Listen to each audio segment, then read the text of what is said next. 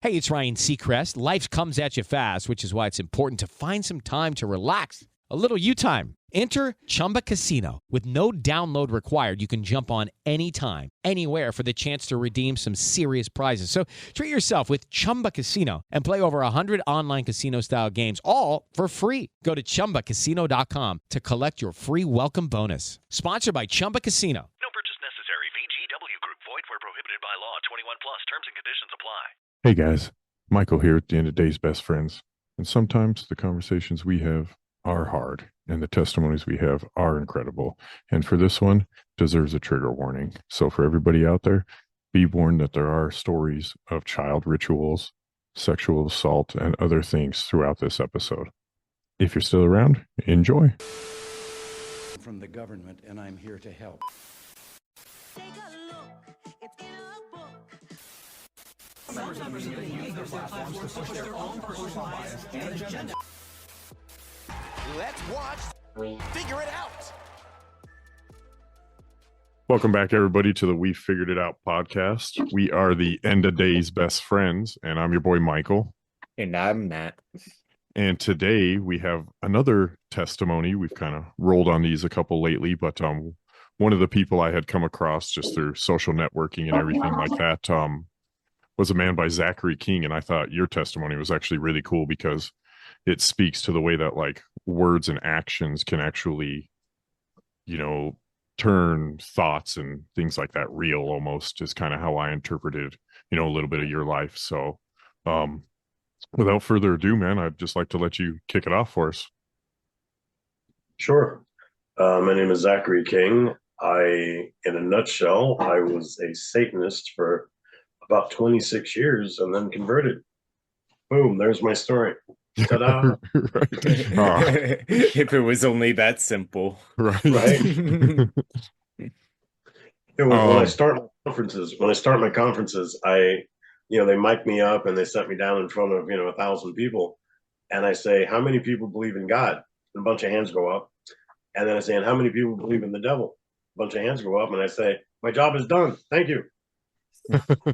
yeah you need to believe, right? Right. So like define Satanist for us. Satanist is a person that doesn't actually have, it's not a recognized religion. It shouldn't be, because a religion states that you worship God, you love God, and God loves you back, and you are willing to accept his grace and love that he has for you. Where in Satanism do you do that? Yeah. You don't. You love yourself. You love yourself, right? And the God you're worshiping doesn't love you back. And he hates you, and he wants you to burn in hell forever. Now, if that's your goal too, by all means, jump right on that. Absolutely not. And I spent a lot of time too just being like the occult side more of it, like I bet I can do anything to take advancements from it, so I kind of get that feeling. But it's like, yeah, you don't want to burn in hell either if that's the objective. That's really right. what you get from it. So tell us how you got to Satanism. Oh, it was a fun road. I started out as a young kid having a burning desire to find out if magic was real. Is magic something I can really do? Because you see it in movies, you read about it in books, you see it in comic books.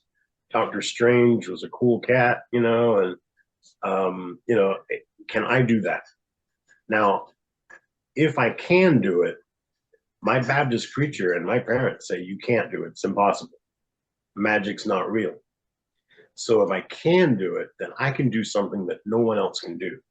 And I'm the coolest man in the world. If I can't do it, I'm not going to waste my time with it anymore. I'm not going to watch movies or watch TV shows or watch Doug Henning perform his illusions and stuff like that. And strangely, I'm in the middle of the flu right now. So oh no. Well, I appreciate you. I extra appreciate you coming on, man. So there's 33 verses in the Bible that tell you not to do magical things.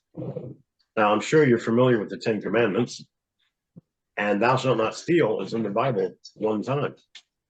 But it's important enough that it made it the 10 Commandments. Thou shalt not kill, same thing. Thou shalt not lie, same thing. So it's important enough to make it in God's Mosaic law, but it's only mentioned once. Magic or magical things is mentioned 33 times. If it was impossible to lie, thou shalt not lie wouldn't be in the Bible. Yeah. If it was impossible to kill somebody, thou shalt not kill wouldn't be in there. I mean, it would be like, it'd be like having a speed limit sign that says, don't go over 750 miles an hour. Right. If you Yeah. can't Well, do nobody it, there's no can do point. that. Yeah, there's no point in putting that Mhm. sign up because nobody can do it. Yep. So if it was impossible to do magic, don't do magical things wouldn't be in the Bible.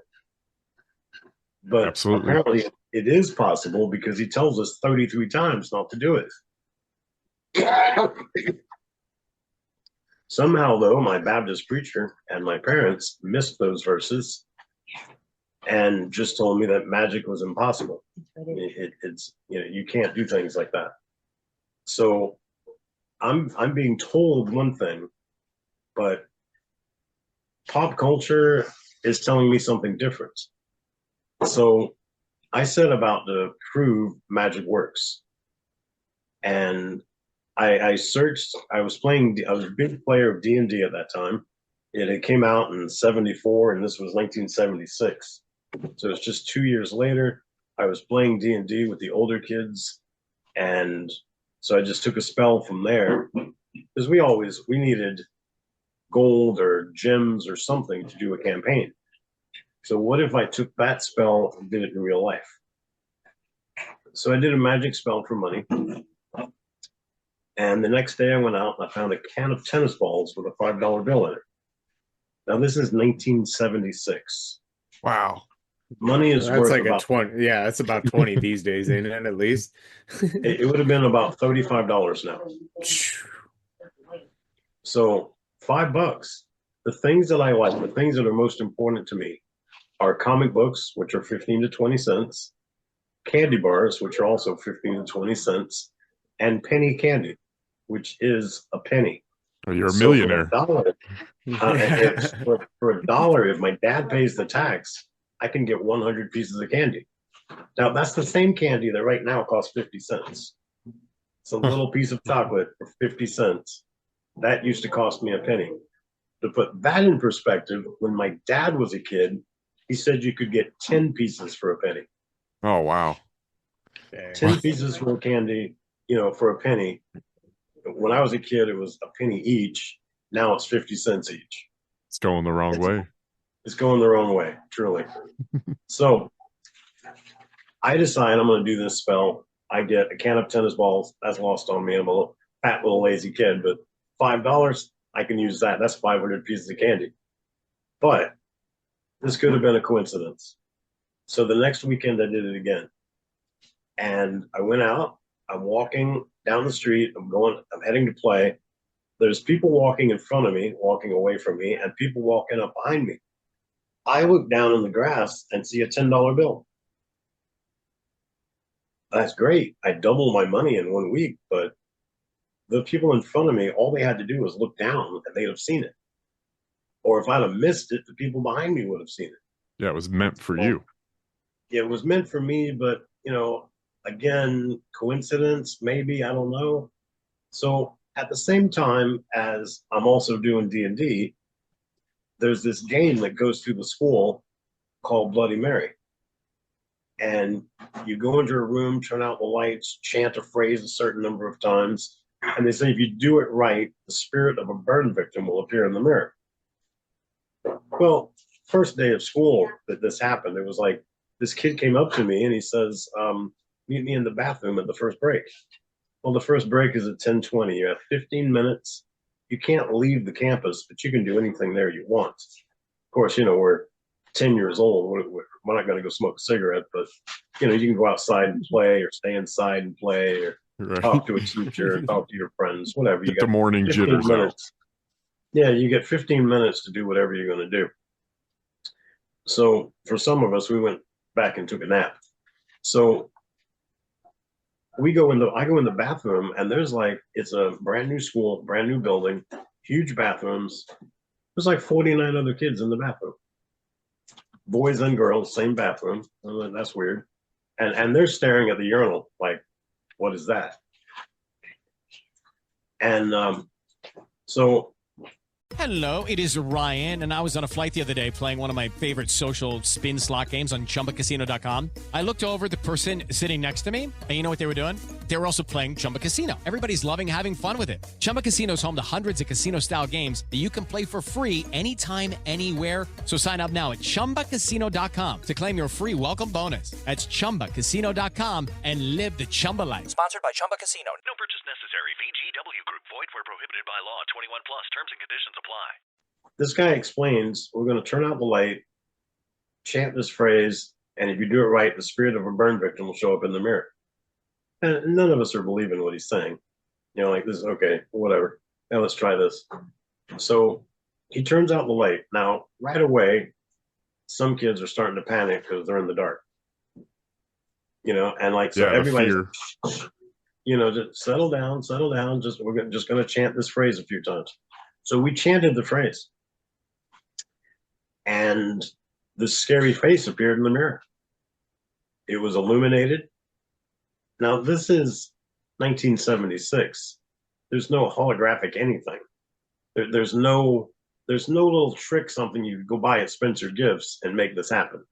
And this is in the middle of the same time that you're, quote unquote, using the D&D cards basically for money? Yes. Okay. So I'm doing D&D at the same time. I'm doing this. And first of all, this isn't a game. It's a spell. And to make a spell, you need intention, repetition, and demonic presence. So the people that say, I've tried Harry Potter spells over and over again and they don't work, well, praise God, that meant there wasn't a demon present. Yeah. Because I've also talked to other people that say they've tried them and they do work. There's a witchcraft website that sells spells. And in their spells, they have a free section. And the free section is all the Harry Potter spells. And they'll tell you on that website, these are real magic spells and they really do work. But because you can get them from the book or the movie, we have them listed for you here already, so you don't have to look them up, and they're free. You know, just go ahead and take it and use it for whatever you want. So we do this, the face appears, 49 kids run screaming out of the bathroom, and one child, he's an idiot, I can say he's an idiot because it was me, stayed in the bathroom thinking, this is the coolest thing in the world. I chanted this phrase a certain number of times. I did this. It knows I'm the one that conjured him because all the other kids left the room. So now remember too that at 10 years old, you're not the sharpest tack. If you're seeing this guy in the mirror, this isn't, you haven't tapped into some far off distant land 5,000 miles away in a castle, you know, somewhere. It's not even the room behind the mirror. If you're seeing the demon in the mirror, he's standing next to you. Yeah, he's right there. Right. But I'm not smart enough to figure that out. I'm also not realizing that I just did a magic spell. I'm thinking this is a game. And I made the game work. Now, at my school, this went through like wildfire. Every grade was doing this. And every break, there was this mass hysteria in the bathroom and kids exiting in haste. And a couple of kids got hurt. I don't mean bumps and bruises hurt. I mean broken arm, broken leg hurt. So they sent notes home. And I had to take this note to my dad in the den that said, if I was caught playing this game at school, I'd be suspended for 3 days. My dad had been in the U.S. Marines. And he had been a sniper, and he had a gruffness about him that basically I tried to avoid my dad most of my life. and he wasn't the friendliest of sorts. And I went up to him with a note. Now, normally, I give him a note. He takes it, signs it, throws it back at me, doesn't care what it says. This particular day, he decided to read it. And I hand him the note. I'm just waiting for him to throw it back at me, sign it. He takes it and he opens it up. Let's see what this says. And he reads it slowly. I think he reads it more than once. And then he gets this pissed off look on his face. And he says in his usual loving tone, "Have you been playing this game?" Being terrified of my dad as I was, I told him 100% the truth. No. And so that I wouldn't get suspended for 3 days and spend 3 glorious days with my dad. Yeah. I stopped playing the game at school. However, I played that game every day at school, and I always saw the face. And it was always the same face. It didn't look happy. It did look like a spirit of a burn victim. It was dark skin, kind of shiny, and the tops of his lips had melted down to attach to the bottom part of his lips. So it had like a perpetual snarl on its face. You could see sharp teeth, and the skin detached from the top skin and, reattached to it. It was like just hanging skin. It looked like it melted, like its face melted in the fire. So, I didn't think it was a demon. I just thought it was the guy that died in the fire. And, I gave it like the law of bulldogs. If you're not familiar with the law of bulldogs, bulldog is an ugly dog. But most bulldogs are really friendly. They can't help the way they look. That's a great law. This guy, probably was a handsome man. Then he died in a fire. He can't help the way he looks now.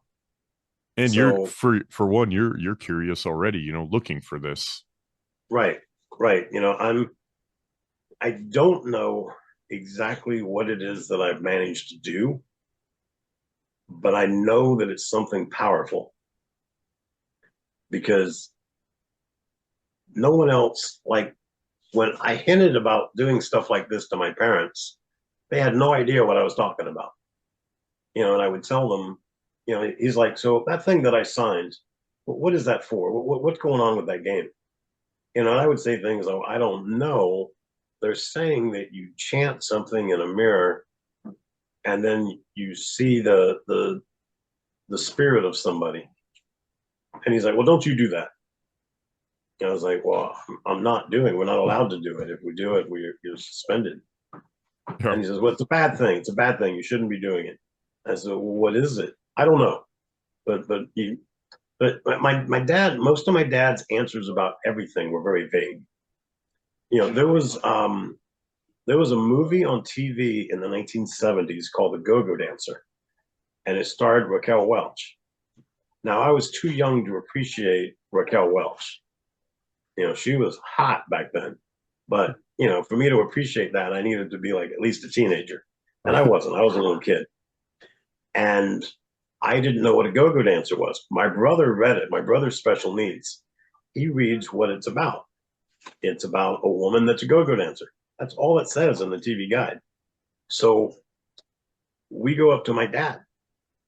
He's running a store, and I go up to him, and he doesn't have any customers right now. So, I ask him, "Dad, what's a go-go dancer?" "It's something you don't want to be." Okay. That's vague. Yeah. And that was my explanation. It wasn't until I was probably in my 20s, maybe even 30s, I thought to ask a friend. He was like, "You got any questions about anything?" And I was like, "What's a go-go dancer?" And, it's so random, but he was like, "Oh, a go-go dancer is somebody that dances in a club. Usually they're dressed. They're not nude, but they dress like they let you see their breasts jiggling, but like in a bikini." Yep. And It's the music, and they just dance around for you. And it's a place your mother would be ashamed if she caught you there. But Yes. the women are not nude. Yeah, PG-13 And strip club. Gotcha. Right, like a PG-13 strip club. That's a good example. So, but they were popular in like the 60s, and sometimes even in the 50s. And but my dad's answer, something you don't want to be. It's like, well, that could have been anything. I don't want to be a construction worker, but that doesn't make it a go-go dancer. Exactly. So those were like my dad's answers for everything. It's like if he would also, there was a day that it was my birthday, and he owned a building where the people that rented it had an Italian restaurant in there. And I had asked one time, how much would it be for a pizza that included all the cheese that you... Hello, it is Ryan, and we could all use an extra bright spot in our day, couldn't we? Just to make up for things like sitting in traffic, doing the dishes, counting your steps, all the mundane stuff. That is why I'm such a big fan of Chumba Casino. Chumba Casino has all your favorite social casino-style games that you can play for free anytime, anywhere with daily bonuses. So sign up now at ChumbaCasino.com. That's ChumbaCasino.com. No purchase necessary. VGW Group. Void where prohibited by law. 21 plus. Terms and conditions apply. Use in everything, every dish on my pizza. And he goes, oh, that would be expensive. I don't know what that would be, because they use like 14 different types of cheese. But the ultimate cheese pizza. The ultimate cheese pizza. For my birthday, they made me that pizza. It was a large pizza with 14 types of cheese. And it was amazing. Oh, yeah. And it's like they knew exactly what amount to use of each one to have this monstrosity of cheese. So I'm all about it. I take it home. I'm happy with it. My parents sing happy birthday to me. We open up the box. My dad was the most racist man I've ever met. And no race was good to my dad. And even the white race was starting to decline because there was so many intermingling of the races that he was starting to lose heart with the white people. Okay. So he didn't like the people because they were Italian and Cuban. And so he didn't like either race. And so we bring the pizza home. I try it. It is the most amazing pizza I've ever had in my life. And my brother loved it. My mother loved it. My dad takes a bite, and I said, what do you think? And he says, it's salty. I was like, okay, but is it good salty, bad salty? It's salty. I was like, but do you like it? It's salty. Not like it. It's salty. I was like, you're not telling me anything. Yeah. He says, well, the major flavor is salt. So I'm telling you, it's salty. Now, for me, that wasn't the major flavor. The major flavor was cheese, and it wasn't very salty to me. So me and my family enjoyed a cheese pizza for like 3 or 4 days. However, it's salty was the only answer he gave for the entire event. Fast forward 6 months. My dad owned a burger joint, an ice cream shop, and a theater. He would invent flavors in his ice cream shop and then market them to certain people, certain ethnic groups that he knew would like these flavors. I got you. And he would advertise it for those people specifically. Like he would use the wording that he knew would attract them. And marketing wise, he was a genius because he could say something that wasn't offensive, but marketed to that ethnic group. And they knew he was talking to them. And they would come up and they would buy. They would all purchase that flavor. That is impressive. So my dad, and this is on a high school education from 1947. So, it's like they didn't have, all the great marketing stuff that we have now. Yeah. and figured this stuff out. So my dad makes a flavor, and he has my brother try it, my mom try it, and they like it okay, but they're not as descriptive as I would be.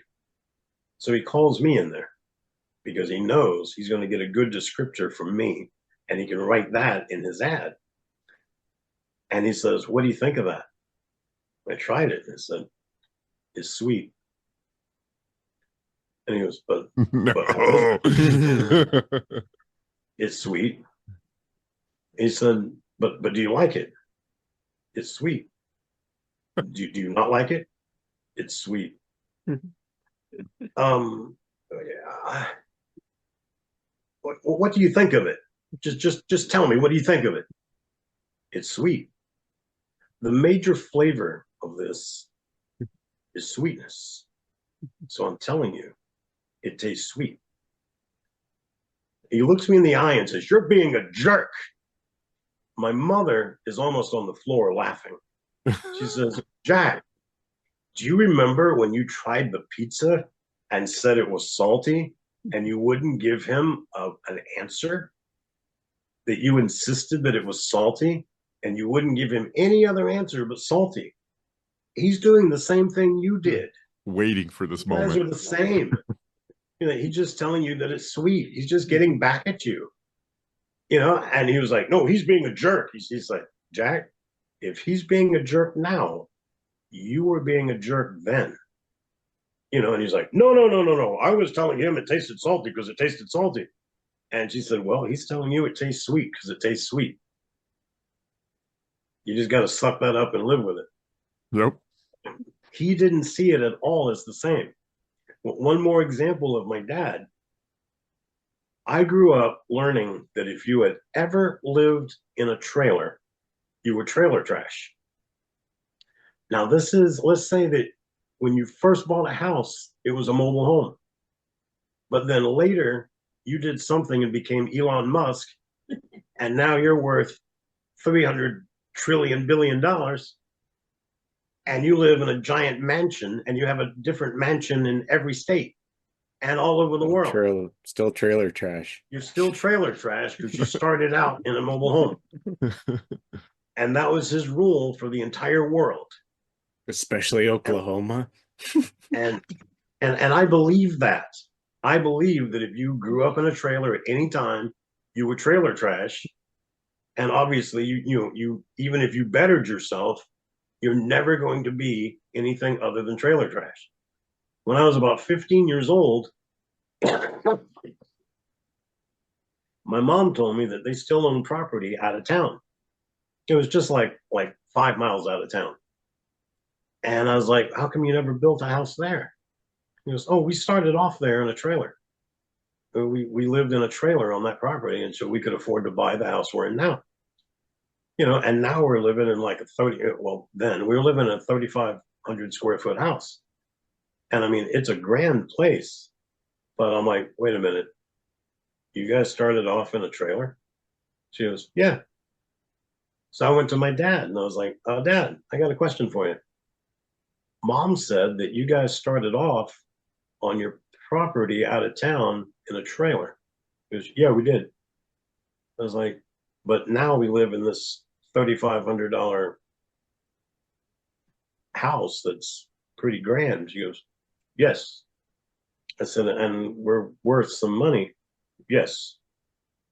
"But you started off in a trailer." He goes, "Yes." I said, "So we're trailer trash." "No." "Dad, you told me if we've ever lived in a trailer, if anybody had ever lived in a trailer, and then they later became billionaires and lived in a mansion, they're still trailer trash." "Yes." "So why are we not trailer trash?" We're not trailer trash. "But everybody else in the world is." "Yes." "Then we are too." "No." Rules for thee, not for me. Right. It was amazing. He had these paradoxes that, when you're a kid and you're trying to wrap your brain around these things, even as a kid, it's not making sense. But now that I'm an adult, still not making sense. Do you think he knew about magic? And that's why he was maybe not wanting you to play it with things in the war and, around the time period that you're talking that he would have been a teenager? I don't think he was aware of things like magic. I don't think that. Baptists are pretty hardcore too. Yeah, but it's sort of his. He had this, like, he didn't like the devil. The devil's the bad guy.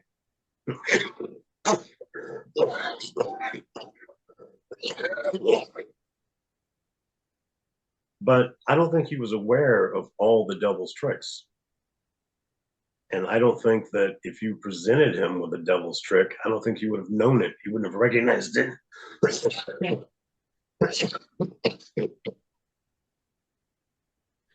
Yeah. He wasn't sure. He didn't have the knowledge to know how nefarious the devil could be.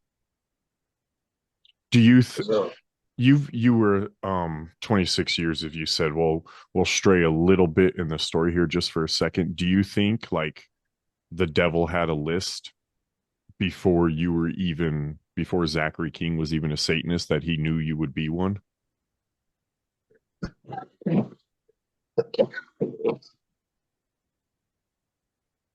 I think that certain people have a mark on their soul that says they're going to do something. They have the potential to do something great for God. And I think he tries to derail those people. Okay. I kind of wonder that with Satan, because when he is showing Jesus from the top of the mountain, everything that can be, it's like, does Satan know the future as well? So No. maybe. Okay. No, he doesn't know the future, but because they've been around for a while, they can make an educated guess.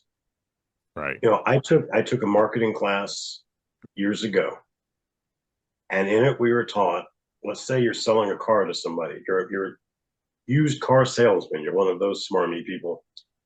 And when the person is standing there talking to you and their hands are down by their sides, you want them to cross their arms. But when you're talking, as long as their hands are down by their sides, it's kind of a dangerous place for them to be, because they might end up sticking their hands in their pockets. When they do that, they're guarding their wallet. And you might as well just walk away from them. You've lost the sale. Okay. What you want is for them to cross their arms and be talking to you, because this leads to this. And once they start touching their chin, they're ready for you to close the deal. They're almost begging for you to close the deal. And if you don't close at the point that they're playing with their chin, you're an idiot and you've lost the sale. So, yeah, like you're saying, Satan is a master at that. Right. I learned that in a 6-hour class. Yeah. Now, imagine he's been here since we've been here. Mm-hmm. He's watched us for however many thousands of years that is. And he knows every Tuesday when we drive down Restaurant Row, he knows that every Tuesday we go to the Chinese restaurant.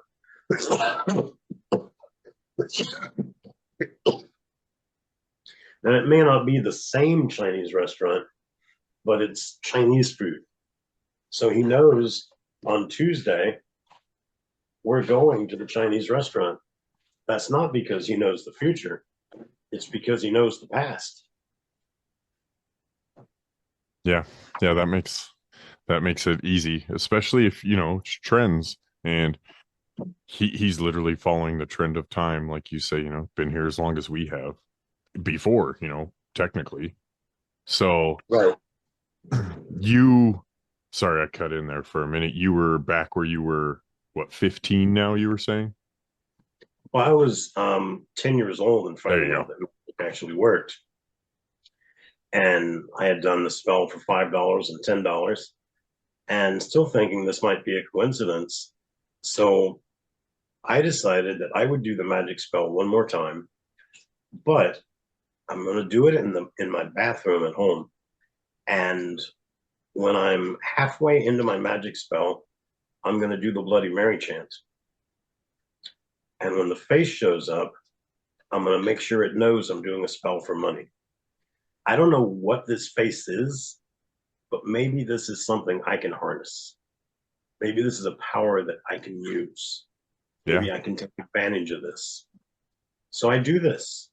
Halfway in, I conjure up the face, I hold up cash, and I point to all my stuff that I'm using.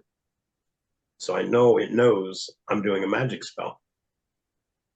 I finish out my spell, I end everything. Next day I go out and I'm playing, and I see something bright and shiny off in the distance, so I run off to see what it is. When I get there, there's nothing bright and shiny there. But I find what looks like Monopoly money rolled up tight in rubber bands. I stick that in my pocket and I go about playing. Later that night, everybody's in bed going to sleep, and I'm in my room. Lights are out, but there's a sheet up over my head and a flashlight in my mouth, and I'm unraveling my rubber bands. And it looked like Monopoly money because I had never seen a $100 bill. And when I unraveled them all, I had 10 $100 bills. Now, does anybody think I went to my parents and told them, you were wrong, magic works? I did it. Riley Herbst from 2311 Racing here, and you know what grinds my gears? Waiting for coffee. But instead of counting frappes and lattes, I fire up Chumba Casino. No apps, no fuss, just fun social casino games to pass the time. By the time my coffee's ready, Order for Riley. I've already taken a few victory laps. Next time you're stuck waiting, make it entertaining. Play for free at ChumbaCasino.com. Let's Chumba. Sponsored by Chumba Casino. No purchase necessary. VGW Group. Void where prohibited by law. 21 plus. Terms and conditions apply. I'm worth $1,000 in 1976. Yeah, you be paying their house bill. Yeah. Your parents would think you robbed somebody. Yes. Right. It's like I'm now worth $7,000. The money equivalency now, and I can now buy 100,000 pieces of candy. In my mind, I won Powerball. We didn't have Lotto back then, but this was like the same thing. Swimming in Tootsie Rolls. Yeah, you're never running out. I bought I think I bought Kiss Alive 2. It was like the first album I bought. We had a Goodwill in our town that sold quality clothes. So like leather jackets and nice boots.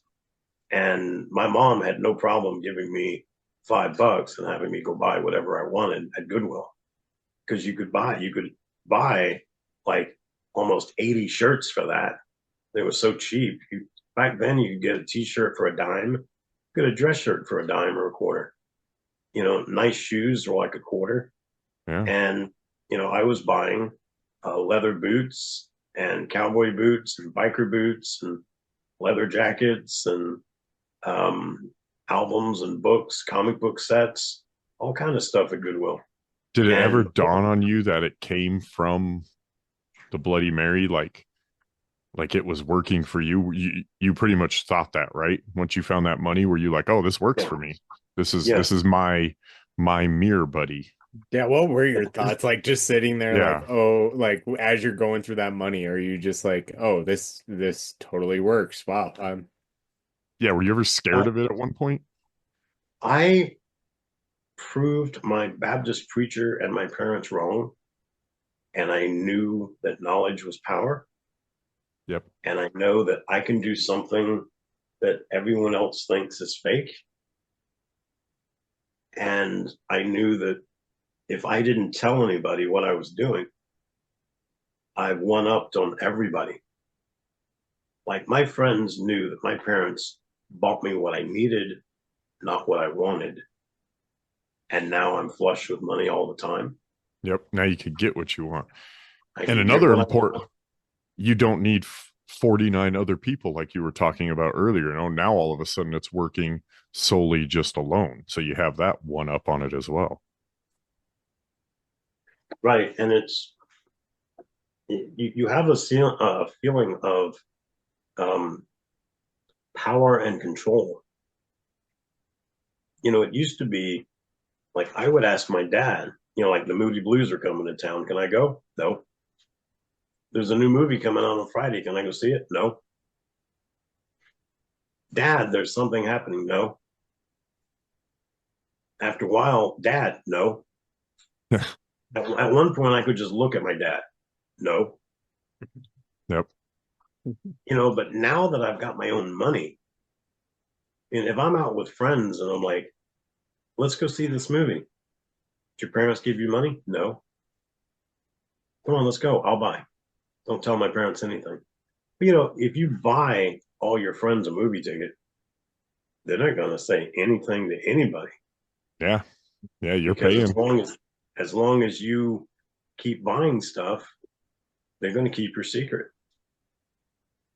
That's and that is so true today, even. Right. So, I'm getting all my friends in to see a movie. My parents don't know where I am. They just, this is like a very small town. Got probably 5 traffic lights in the whole town. So none of the side streets have traffic lights. Only the main street through town does. And you have like the entire town at this time. That the town is bigger now, but back then, from one end of town to the other was 1 mile long. Because the entire city was encompassed in this 1 mile. We can understand that. Definitely how we grew up. And, so there's like 5 traffic lights. And you knew as a kid that you don't go outside those traffic lights.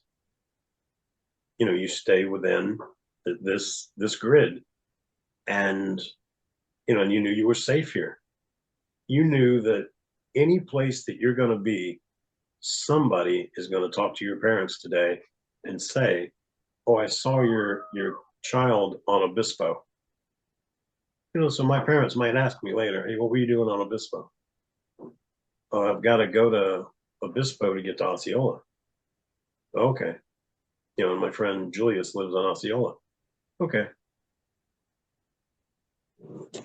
So it's, but they've got friends all over town. So I know that can't get away with nothing. Yeah, I can't get away with anything. Anything I do has got to be somewhere where no one can see me do it. So at 10 years old, I discovered magic was true. At 11 years old, I became the victim of a sexual assault at school, at the hands of a female teacher, which now happens almost daily. But back then, you never heard about stuff like that. And, you heard about the other way. You heard about men assaulting girls, but never a female teacher assaulting a boy. Yep. And when it happened to me, the teacher told me that it was my idea. I wanted to do it. And if I told anybody, I would be arrested, go to prison, be disowned by my parents, disinherited.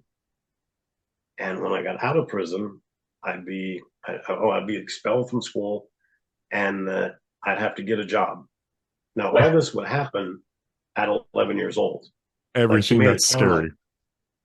That I'd be arrested, expelled from school, go to prison, come out in the same year, not be allowed to move back home, not be allowed to go back to school, and I'd have to get a job and support myself, have my own apartment, pay all my utilities.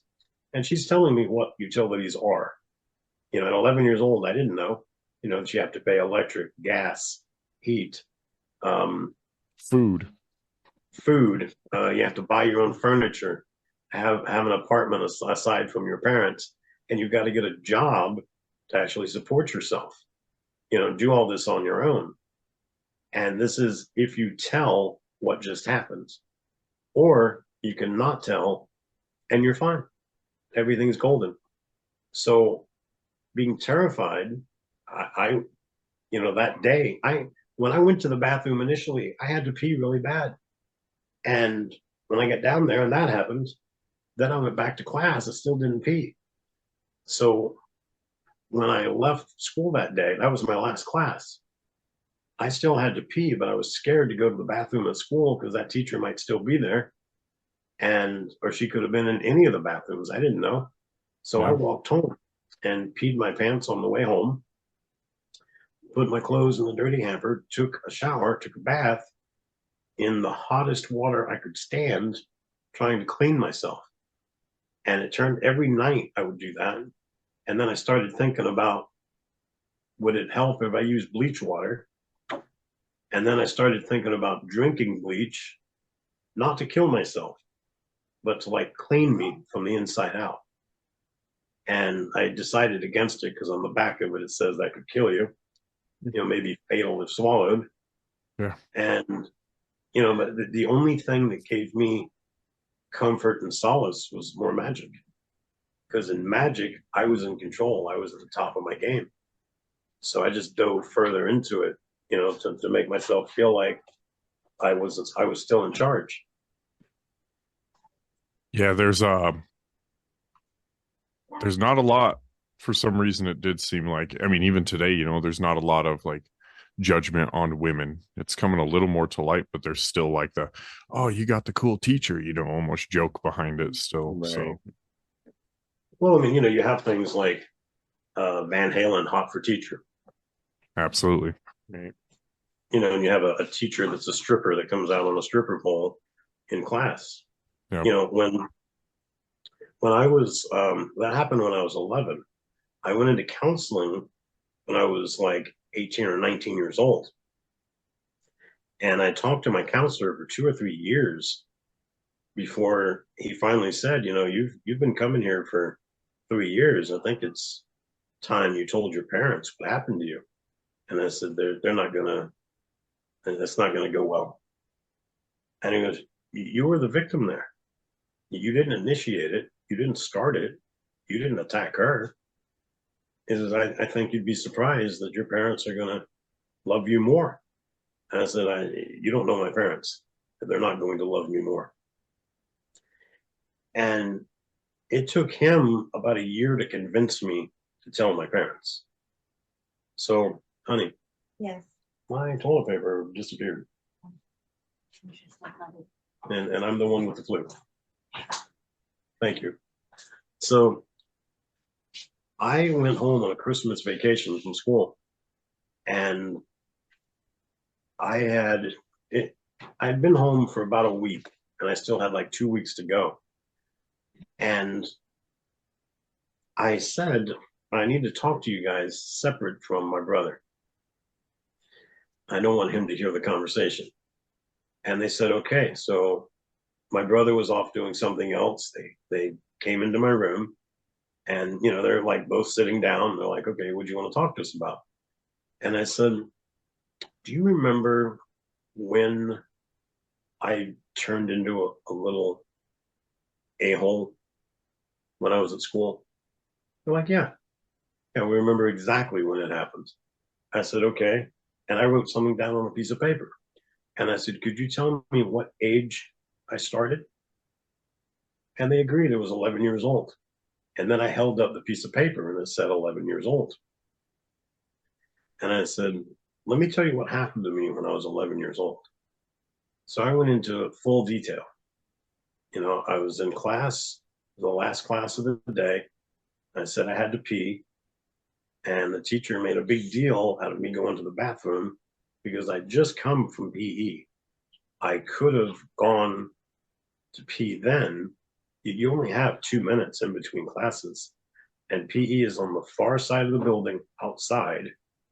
And I've got to come inside, take a shower, which I don't really have time to do, and then change clothes and come to class in 2 minutes. It's not enough time to go to the bathroom. So she gives me a pass and tells me not to play in the bathroom. So I go down to the bathroom, I open up the door, and when I walk in, it's like the scene out of a horror movie. You can hear somebody breathing heavy, but the bathroom is a big bathroom, and there's like 5 stalls, but 4 regular sized stalls and a handicap. There's no feet on the floor. but you can hear somebody breathing in the bathroom. There's nobody standing at the urinals, and there's nobody standing at the sinks. But I can hear somebody in the bathroom. So I go to the first stall, open the door, nobody there. And I do this all the way down. And I open up the handicap stall. There's a woman sitting on the toilet with her feet pulled up off the floor, crossed in front of her. Her skirt is hiked up, and she's nude from the waist down. Now, I'm 11 years old. I knew that the girls had long hair and the boys have short. And some of the girls were starting to maybe grow breasts, but they were 13 years old or older, not really 11 like me. And most of the girls wore pants. So we're all wearing pants. Some of the girls wear dresses. That's the only difference I know in a girl. You know, I don't even really realize that I have a penis and they have something else. But we weren't taught any of that. Yeah. So not at 11. I don't have sisters. You know, I don't know. And I'm looking at this woman's vagina who looks like she has a wound on her, like somebody sliced her open. But she seems to be touching it and playing with it and making these strange faces. And I don't know what she's doing. And she has me come into the bathroom and lock the door. And then she takes off my pants and services me orally, and then has me lay on the floor, and she gets on top of me. I don't know what's happening. I have no idea what's happening. But I know when she's done, I feel dirty. I feel like I don't know. I wanted the situation to end. Even when it was over, it still felt like it was going on. And then she explains all this to me and sends me back to class. And when I go back to class, I remember I still haven't peed. And I go into my room, and the teacher asked me if I had fun when I was in the bathroom. And that made me question, did she know what just happened to me in the bathroom? Or was she referring to me taking 40 minutes to get back to class? And I don't know. I still don't know. And so I sit down. She makes fun of me, saying, you know, I hope it came out okay. And, you know, you were able to wipe everything okay, and you cleaned yourself up okay. And again, I don't know, is she referencing what just happened to me, or if she's saying that because it took me 40 minutes in the bathroom. And then the bell rings, and it's time for me to go home. So at the end of this, my mother gets up and just walks out. My dad has no words for me. He just stares at me for a little bit, gets up and walks out. And I'm thinking, okay, this actually went better than I thought it would go. They didn't say anything, which I was fine with. Wow. Then 2 weeks later, it was time for me to leave. My mom comes into the room to tell me, she says, you remember that story you told me? Yes. As far as I'm concerned, that never happened. And she walked out. Wow. Then my dad, not to be outdone by my mother, comes in and says, you know, there's 750 children that went to that middle school. I went, okay. He goes, so about half of those would be boys. Okay. Out of all the boys in that school, she chose 2. Says, you don't realize how lucky you are. Because when I was in school, there were teachers that all the boys thought were hot and beautiful. And we would have loved to have had sex with them. But we couldn't, because they were a teacher. They were out of our league. They were above us. They were our teachers. We couldn't, you know, you can't even be caught looking at one like that. Yep. But you got to have sex with one of them. Can you imagine how lucky you are? Now I see why you wanted to prove your parents wrong. And this was like, it was like being sexually assaulted all over again. You know, I went back to my counselor and said, "You were wrong. Let me tell you how that went." You know, and he was like, "I am so sorry." He says, "Most parents would not have taken that road." I'm like, "Well, you didn't know my parents."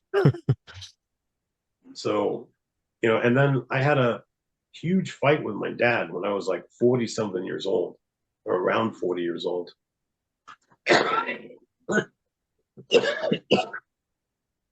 And in that, I said, imagine my joy when you told me when I was like 21 years old how that I won Rape Powerball and how fantastic that made me feel. At 11 years old. Yeah, at 11 years old, I won Rape Powerball. And this woman chose me out of the 375 male students to give me that prize. Did that affect your magic? Were you still, or did that just take you out of everything? That made me do more magic, because in that bathroom floor, laying there with this woman on top of me, I had zero control. But when I did magic, I had all the control. I was the master of my destiny. I could do a magic spell that could give me $1,000. I could go drown my sorrows in whatever I wanted. You know, if I'm going to give myself diabetes by eating, 1,000 candy bars, then I could go do that. And I still had money left over to do it again tomorrow. And, eventually I would just forget about what happened to me, but I would be in control of what I was doing. And was it ever Satanism to you when you were 11? The magic? No, I didn't even equate what I was doing with Satan. Okay. Yes, but I know the Baptist church kind of avoids specific topics altogether, but I don't know how, as an 11-year-old you feel about that when you hear that or something. They're still pressuring the devil and things like that. But well, when I became, years later, and I became the High Wizard, and you start studying the Order of Thelema, and you realize that all magical power comes from the same place. No matter what you do, I mean, if you're doing Wiccan magic, which doesn't believe in God, the devil, heaven, or hell, their magic comes from the devil. Not the earth. They don't believe in the devil. Okay. That's an interesting topic too, because I've mentioned this to a couple like other spiritual people we've interviewed, but like witches wanted to curse Trump, and I didn't think that was something, they're of the earth, and I didn't think witches had Wiccans, I guess would be the correct term, had curses. That was a fun interview for me, because I got interviewed that year when that came out, and they asked me, why would the Wiccans want to do this curse? And I said, they're not Wiccan. And they said, well, how do you know it's not Wiccans? I said, because in the poster ad, it says to call upon your evil spirits and your demons to curse Donald Trump. I said, Wiccans don't believe in demons. They don't believe in hell or Satan or evil spirits. They believe that they have the hidden knowledge it takes to tap into the spirits that are encompassing the world. When you die, your soul joins the collective that's circling the planet. So if you tap into an evil one, then maybe you tapped into Adolf Hitler. If you tap into a good one, maybe you got Gandhi. Okay. So, it's not like there's Satan and there's God. Those things don't exist. It's just good ones of us or bad ones of us. And I said, but it wouldn't be the Wiccans doing that. That's satanic magic. They're calling upon demons and devils. So, but then what was funny is that the next day I got a call, and my phone rings, and I look at it, and it says something like North American Wiccan Association or something like that. And I'm like, what the? So I answered, and I was like, hello? And this woman introduces herself. She tells me her name, which I don't remember now, but she's the head of the North American Wiccan Association. I probably got the title wrong by now, but I mean, this was years ago. And I was like, yeah, I saw that on my phone. And she said, we knew that you were going to be interviewing on this particular show because they've been advertising it all week. And we were excited to hear it because we knew you were going to spout off all kind of false information about us, stuff that you don't know, you couldn't prove it or disprove it, but you were just going to open your mouth and say a bunch of stuff. But you didn't. You opened your mouth and told the truth about us. And you actually stood up for us and said that it wasn't us that put out the curse on Donald Trump. And you said that, I did say this in the interview, that if the Wiccans were going to do something for Donald Trump, it would be to help him make good decisions or bless him in some way. They don't do curses. Now what they don't get is that because they're not a Christian organization, any blessing that a witch does is a curse to a Christian. Yeah. So for us, they're cursing Donald Trump, but they're not intentionally cursing Donald Trump. If they're doing spell work against him, it's to help him in some way. And she says, you are accurate in your description. And I wanted to thank you for being honest and not spreading misinformation. And so we had a good conversation. Yeah. And I said, if you ever consider converting to being a Christian, don't lose my number. Give me a call back so that I can answer any question you have. I don't know the answer. I'll find you the answer. Awesome. She's never called me back, but I planted the seed. Yep. That's all you never can do. know. Right. You never know. She might decide at some point. That guy was really nice and he was truthful on the air, so maybe he'll be truthful with me. Do you think the incident when you were 11 in the bathroom had anything to do with the actions you had taken earlier in the bathroom? Like it had drawn that power from you as well, or maybe connected more? I think that when I was 12 years old, I used to play D&D with this kid that was also my age, and he disappeared. And he stopped going to church, he stopped going to school, he didn't hang out with us anymore. We just assumed he moved away. Then when I was 12 years old, he came back into our circle, came back to church, came back to school. And so we asked him where he moved to. And he said he didn't move. He was now being homeschooled, and his circle of friends changed. And he got church at home. And we didn't even know you could get church at home. And it turned out that he was trained. He had been a Satanist this whole time, didn't tell anybody. And then he was turned into a satanic recruiter for kids his own age.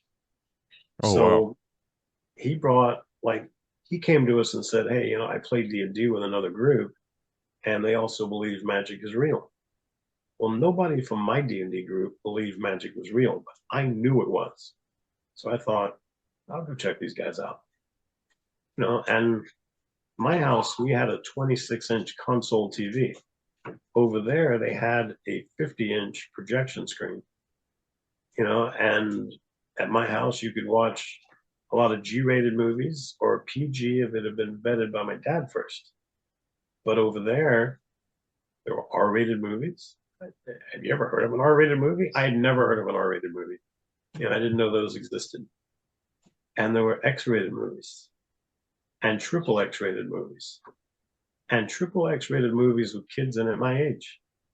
And they showed me still photos and magazines that had kids in it my age. And when I'm watching the kids on the screen do sexual things with each other, those same kids on the screen are in the room next to me as I'm watching it. It's like going to the theater and watching John Wayne, but John Wayne is also sitting next to you in the theater. It's like, it's such a cool thing for your mind to wrap, your brain around, that you're sitting next to the movie stars that you're watching. You're not realizing that at that age, these aren't really movie stars. These are victims of pedophiles. Yeah, at 12, you're just hanging with your friends, though. Right. And my friends are on that screen. And they tell me that, what happened to me when I was 11 was atrocious. It should have never happened to anybody. But now's the chance to get my power back. I can do this anytime I want. No one can tell me no. And I can tell anybody else no that if I don't want to do it. Now, that's the place that I found out that that woman that assaulted me was a member of this coven. It was a couple of years later that I found that out. And Go figure. She came into the room and wanted me to sit down next to her. And I backed away from her and ran out the door and ran away. And I didn't come back for a few weeks. And then when one of them saw me at school, they're like, "Why aren't you coming back?" And I said, "Because this teacher that hurt me was in that meeting. And I don't want to be there when she's there. And I don't know when she's there and when she's not." So they made it so that she never showed up when I was there again. But it appears as though she had been a member before I was a member. So in my mind, the thing in the mirror and the assault in the bathroom and the coven, all of this is connected. It's all intertwined. Yeah. Satan knew what he was doing. Exactly. That's kind of like, I guess that was a long answer, perfect answer to the question I had about, maybe Satan does know, where he knows the timeline, I guess. He knows when he can make the move. Right. Yeah. Well, he knows it's a calculated risk. Mm-hmm. He knows that if I do this now, this will not work. Mm-hmm. But he's not in it for the short game. He's in it for the long game. And how, you're not turned off by a house when you see this on TV and you go, yeah, but it's not like they're malnourished or the house is trash. You said it had nice TVs and, this stuff. Right. So you're not looking at it like it's a terrible, oh no, nothing wrong is happening here. It's not the typical feeling that you had in the bathroom, Right. They're presenting it, same thing, but presenting it completely different. So, we started doing movies, and there was human trafficking involved, but we didn't know the term human trafficking back then, and we didn't know the term pedophile back then. We would get, I was in these movies, and my name in the movie was Tommy. Like, you could just pick any name you wanted, and they said, you should pick one of these names. And I had a best friend named Tommy, and so I took his name and said, my name is Tommy. So I was Tommy on film, and then every girl, every boy, everybody had their own name on screen. And so your picture would show up, it would have your name next to it. So then you'd get letters in the mail from all over the world. And they'd be written sometimes in crayon on notebook paper that we used when we were in first or second grade. So it's shorter than it is tall and wider than it is tall. And it's sometimes written in crayon or in magic markers or something. And some of the words are misspelled. So you're thinking it's kids your own age or younger that are writing. We got a letter from Japan that said that they had watched us in a video and they wanted to see Tommy acting with Little Bit, and Little Bit was one of the girls. And we had girls that were we had a girl that was acting that was, I think she was 18 or 19 years old when I met her, but she looked like she was 10 or 11 years old. And we had another girl that was 16 or 17 years old, but also looked like she was super tiny and looked young. She looked like she was 8 or 9 years old. She was really 16 or 17. and they all have these cute little nicknames. So they wanted to see Tommy and Little Bit do these particular sex acts together. And whatever request we got, we would do it. Whatever they wanted to see, we would do it. Because in our minds, it was kids asking us to do it. It did not occur to any of us at that time that it was adults watching. Mm-hmm. When I look back on it now, there's no way children could have gotten a hold of those things. We shot vids, which a vid is 30 minutes or less. Loops, and a loop is 7 minutes long. Feature films, which are an hour and a half, or compilations, and compilations isn't you shooting individual scenes, it's them taking particular like oral sex and taking out oral sex scenes from 7 different movies and putting it in a compilation set, and that could usually be up to 4 hours long. And these things are selling for big money. It's like you're buying a loop for $1,000. It's just 7 minutes of video for $1,000. And something you can get still photos for like a set of them for money, for cash. I mean, it would be like you get like 100 photos for $500. But these photos are no telling how old they are, and a lot of the stuff came from the 50s and 60s, and some of it from the 70s, and they just had so much of it that permeated the culture, and that they could send out. Those chances are that some of these people that were ordering had seen everything. Yeah. They were waiting for something new to come out. But, there was also people that had never purchased from us before, and now suddenly this stuff is all new to them. Did you, since this other recruiter was a Satanist, like you were saying too, with the coven, were you still performing your magic during, like, did you try to use it for these films? Maybe, I don't know, maybe to profit off of them. You said there was a lot of money, or, to be higher up in the film, I guess. I don't know. It sounds terrible saying, but I was still doing magic for myself. Okay. And then I had people that, like, other kids would see that I was flush with money. Yeah. And they were wondering what I was doing. And I said, I've got my own method, but I could do a similar thing for you. And then you just have to share what you get with me. So, we would do that at times, and they would share, whatever their booty was, they'd share it with me. But they had no idea I was doing magic. Yeah. You just became the go-to guy that, hey, Zach can get, whatever. He knows how to make it work. Okay. Right. And nobody, nobody ever said, hey, I was talking with Frankie and he said that you were doing magic spells. Nobody ever said anything like that. They just said, I've got a friend that needs a new transmission on his truck, and we're teenagers, and he said, how can I earn some money?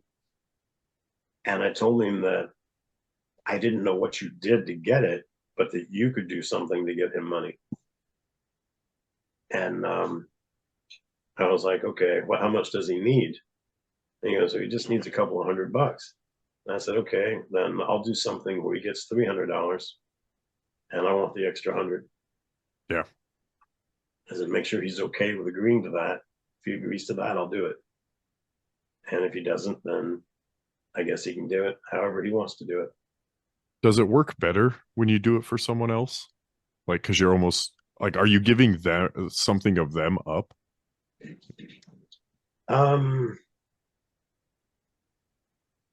I noticed that when I was a kid, my magic would work.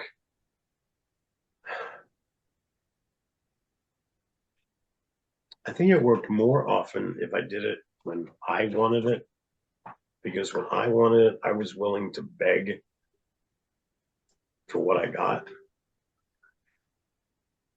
And when I did it for somebody else, I just kind of did it. Yeah, it was more of a job. I didn't put my whole heart into it. You know, when I was doing it for myself, I really wanted what I was getting, what I hoped I was getting. So I was like really imploring and, saying, if you have like a trade, something I can give you and you give me this, I was willing to do that. But they never came back and said that. They just gave me whatever I was asking for. Yeah. How, at some point, right, you join the covenant, you're a high wizard.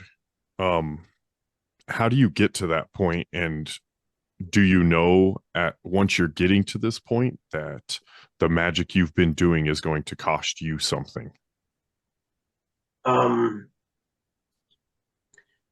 You're pretty much told the entire time. When in my first coven, I wanted to be the mage. And the mage was the main magic practitioner. Everybody, when you're new in the coven, you wear a white robe. When you become a full Satanist, you wear a black robe with a red inverted pentagram. And if you're the mage, you wear a red robe with a black inverted pentagram. And that's the robe I wanted, was the red robe. And they tell you, practicing magic comes with a price. And they say that what you do comes back to you sevenfold. If you're cursing somebody and you're cursing that somebody breaks a leg, well, when that comes back to you sevenfold, you might die in that one, because your neck might be one of the things that breaks, or your spine. So I tried not to do a lot of things where people got hurt. I was usually trying to do things to benefit people. Okay. That, if that comes back, that it benefits me, it doesn't hurt me. But, after a while, you're doing magic for whatever you want to do. And you kind of like, damn the consequences, I don't care. And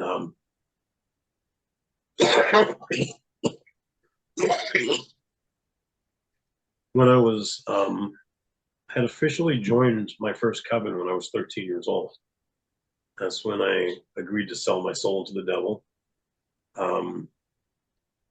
I signed a contract that said the blood of Jesus washes away all sin, but not mine. I signed my name to that. Jesus died for everybody, but not me. And I signed my name to that. And on the final page of a 5-page document, I agreed to sell my soul to the devil. Now, when I'm in my conferences and I'm doing my talks, I usually have somebody sitting next to me because I ask the audience questions, and then I look to them for how many people are responding. And at this point, I ask, how many people believe you can sell your soul to the devil? And I've had everyone in the room say yes. And then I ask the person next to me, what kind of car do you drive? Well, my wife drives a Honda Pilot. So I'll ask, how many people in this room can legally sell me my wife's Honda Pilot? Nobody puts their hands up. I'm like, why not? Because it doesn't belong to us. Right. It doesn't belong to you. That's the same reason you can't sell your soul. You don't own it. You may have heard that God died for you. Jesus resurrected. Jesus paid the ultimate price for your soul. You don't own it. You can't loan it, you can't lease it, and you certainly cannot sell it. But you may have heard that Satan is a liar.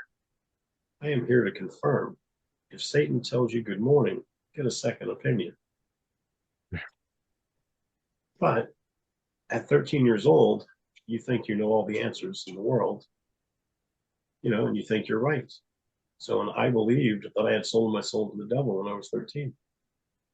And in the contract, it said I could never go to God, even if I wanted to, that Satan has my soul.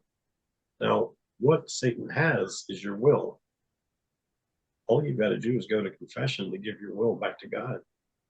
Now, you might need a deliverance or you might need an exorcism, but some of the holiest people I've ever met had been possessed. And when you're possessed, you're still trying to get close to God. You just happen to be possessed. So, they're still trying to be close to God, even though they're still possessed. And, that I met one of these people in France. And I met a man and a woman. And the woman had belonged to a coven. And she was about as close to God as somebody can be. You could feel holiness coming from her, even though she was possessed. And it was very strange. It was like being in a holy place and yet seeing the devil. Yeah. It just didn't seem like it seemed out of place. I feel like you'd always be there though. Both are, I mean, it's, I know there's no duality in it, right? That nobody's as strong and powerful as God, but I feel like the devil's always there at the same time. Right. You have those two choices always. Right. That's crazy. You 13, and so I mean, obviously there's no age requirement because this kid has been recruiting people since before you were 11, you said, even, Right. So when I was 14 years old, I was told I was going to be participating in an abortion. And I was like, cool. And then I went home to look up the word abortion because I didn't know what it was. And my dictionary didn't have it. And I went to the library. There were 2 books on abortion, and both books were about 2 inches thick. Oh, no. I'm like, you're looking at the person that made it through school on Cliff Notes. So I'm not reading through 2 inches of book to find out the definition of one word. So I went back to my coven and I said, hey, I heard I was going to participate in an abortion, but I don't know what that means. They're like, oh, you're killing a baby in the womb. I was like, is that legal? Yes, in the womb, legal, out of the womb, murder. Now, they told me for 9 months that I was participating in this, but not to worry about it. They're just going to scrape out some tissues or, vacuum out some cells, and it's no big deal. It's not a baby. I heard this for almost 9 months. It's not a baby. At the event that we had, they do a late-term abortion. So they deliver everything but the head. And when you're looking at the entire body, it's a full-size baby. If you delivered it right now and took care of it, it would live. It's not like it's a lump of cells or some tissue. This is an actual baby. And then late-term abortion, I don't know how graphic you want me to get as to what that means. Whatever you got to say, it's all in the testimony. All right. In a late-term abortion, they take sharp scissors, jam it into the base of the baby's skull, and then they open them up.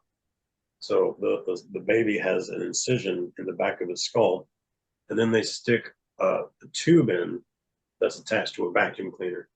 They stick it into the baby's skull and they suck out his brains. Then his skull collapses in on itself, and the baby's now dead. And then they took, they look like scissors, but they look like tongs with teeth, and ripped the baby apart and threw the parts out to these women on the floor that cannibalized the baby, everything but the bones. And then we had this big sex orgy to celebrate the abortion had taken place and it was successful. And that was done for a political figure in the town who had been trying to pass some edict or law or something that he couldn't get passed in a legal manner. So he had an abortion done. He had a hex done. And this is your first experience? This is my first experience like this. Holy shit. So now you're doing it. Okay. Now this is you're looking at it and you're like, oh, this is almost like a business. Well, this is, I realize at this point, after this one, that I should become an abortion doctor. Because then look at how many thousands of these I could do and consecrate all of them to the devil and make my coven the most successful coven in the world. Yeah. You know, it was explained to us that, like when you do a magic spell, when you're cursing somebody, for example, a regular curse is usually like one shot, it's over. Now, when you do a curse, there's a lot of stuff involved. There's candles, a skull, some are lit, some are not, parchment, quill for writing, and your intention is written on the parchment. And then you have incense and you have a knife, and all these things are, I'm giving you the layman's terms for everything, but everything has like an actual magical name or, something like that for all the parts. But when it comes down to it, you're basically praying to the devil to attach a demon to somebody. That's being as simple as I can for what a curse is. So in a one-shot curse, I pray to Satan to attach a demon to you. The demon comes to you, sees you're in a state of grace, and leaves you alone. He can't attach to you in a state of grace. But let's say I don't do a one-shot deal. I do a tri-curse. So the demon comes to you today at 4 p.m. Oh, you're in a state of grace? No problem. So he comes back in 2 weeks at noon. You're still in a state of grace. So he leaves. And he comes back in a month. You're still in a state of grace. So he leaves. But I tried the tri-curse, and that's 3 times. But let's say I'm really mad at you. So I put a hex on you. In a hex, I've got to do an abortion. And I do the abortion. And the demon comes to you and says, oh, you're in a state of grace? No problem. I'll wait. And he just hangs out with you. And he hangs out with you and hangs out with you and hangs out with you. And eventually you sin. And now you're not in a state of grace anymore. And then he attaches. And your curse is stuck. And now it's going to take at least a deliverance to get that curse unattached from you. Depending on how bad the curse is, you might end up being possessed. And if you end up being possessed, now you need an exorcism too. So now you need both. You need deliverance to get rid of the curse and exorcism to get rid of the demon that's possessing you. That's an abortion ritual to gain, a passing of a law. That's almost like a good curse even. I couldn't imagine what you have to do for a horrible curse, This is prospering for somebody. Well, when I had done that, and I had done a few of these in my first coven. When I went on to my second coven, I had graduated high school, and I was looking for a good coven to join.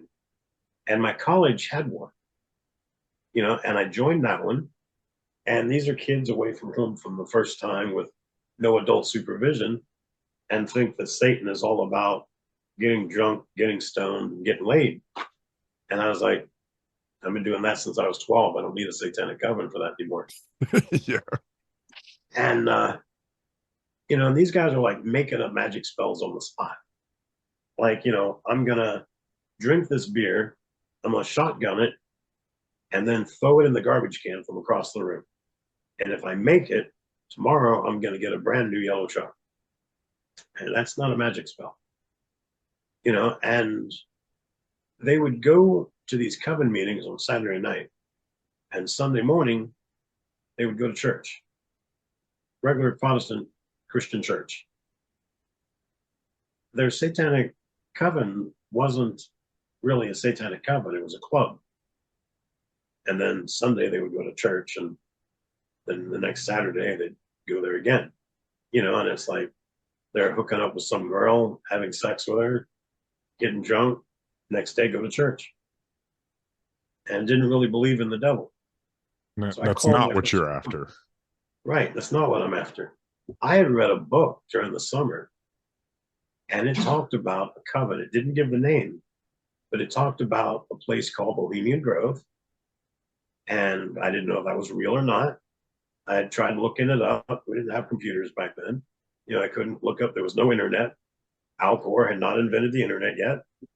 And, I trying to find any information I could. I couldn't find anything. So I don't know if Bohemian Grove is real. It also talked about the Illuminati and how they got their structure from Freemasons. I knew Freemasons were real, but I don't know about the Illuminati. And this coven is trying to take over the world. I'm like, that's what I want to do. So I contacted my first coven. I was like, all right, this second coven I joined, not so much. But this book I read, and I described what it said. And they said that's the World Church of Satan or Satan's World Church. 2 different names, same coven. Let me give you a phone number. Call this number, give them your real name. I was like, well, why wouldn't I give them my real name? Because, well, some people don't. But when you get there, the name you give them better not match the name on your driver's license. I was like, okay. So they said, call the number and wait for them to call you back. Don't call multiple times, just call them one time. So I called. It was about 7 days later I heard back from them. And they told me a place to go for a party. And just go to that party and see if I like what I see. And they told me that I was going to have to park about 2 miles away from the building. So when that night happens, and when I go to the building, I drive all the way up to the building. It's like the size of a super Walmart back before we had super Walmarts. And the building is bumping. I mean, it's like there's something big happening in there. So I start driving away looking for a place to park. And it is about 2 miles away. I find my place to park. I have security in all the parking lots. I park my car and I start walking. And, half an hour later, I'm at the place, walk inside, they take my ID, check it on the list, and I'm on the list, so they check me off, and let me come in. And you pass through some heavy black drapes, and it's kind of like muffled sounds in that. But when you clear it, there's like a DJ in there. It's like you're partying with 10,000 people. There's tables set up throughout the place that have anywhere from like little hors d'oeuvres and snacks to sandwiches or pizza, or full-on entrees. Like, It is Ryan here, and I have a question for you. What do you do when you win? Like, are you a fist pumper, a woohooer, a hand clapper, a high fiver? If you want to hone in on those winning moves, check out Chumba Casino. Choose from hundreds of social casino-style games for your chance to redeem serious cash prizes. There are new game releases weekly, plus free daily bonuses. So don't wait. Start having the most fun ever at ChumbaCasino.com. No purchase necessary. VGW Group. Void where prohibited by law. 21 plus. Terms and conditions apply. Like lasagna or stuff. Then there's a table with soda and water, another table with beer, another table with hard liquor. Then there's a table with weed, mushrooms, or acid, or hallucinogenics of other sorts, or pills, or cocaine, or syringes. In the back of the room, in the far right corner, there's like these 5 giant beds all pushed together. And there's a bunch of people naked on the beds having sex. And they invite me to join them. This would have been like 1984. The AIDS epidemic was full blown at this point. No way I was getting on that bed. Yeah, no thanks. Yeah, I'm trying to cut down, thanks. But in the room, I'm seeing all these. There's like tables and chairs and couches and recliners, and a lot of people just talking. And when I was 13 years old, I was at a sleepover, and I got up one night to go to the bathroom. On my way to the bathroom, this guy is walking through the house. He's wearing a tuxedo, has a top hat, has a wand in his hand. He's got corpse paint on his face. He looks like a member of KISS wearing a tuxedo. And he winked at me and walked into the kitchen. I went to the bathroom, got some water, went to bed. The next day, I asked somebody, hey, I saw this last night. Who is this? They're like, oh, you dreamed that. That didn't happen.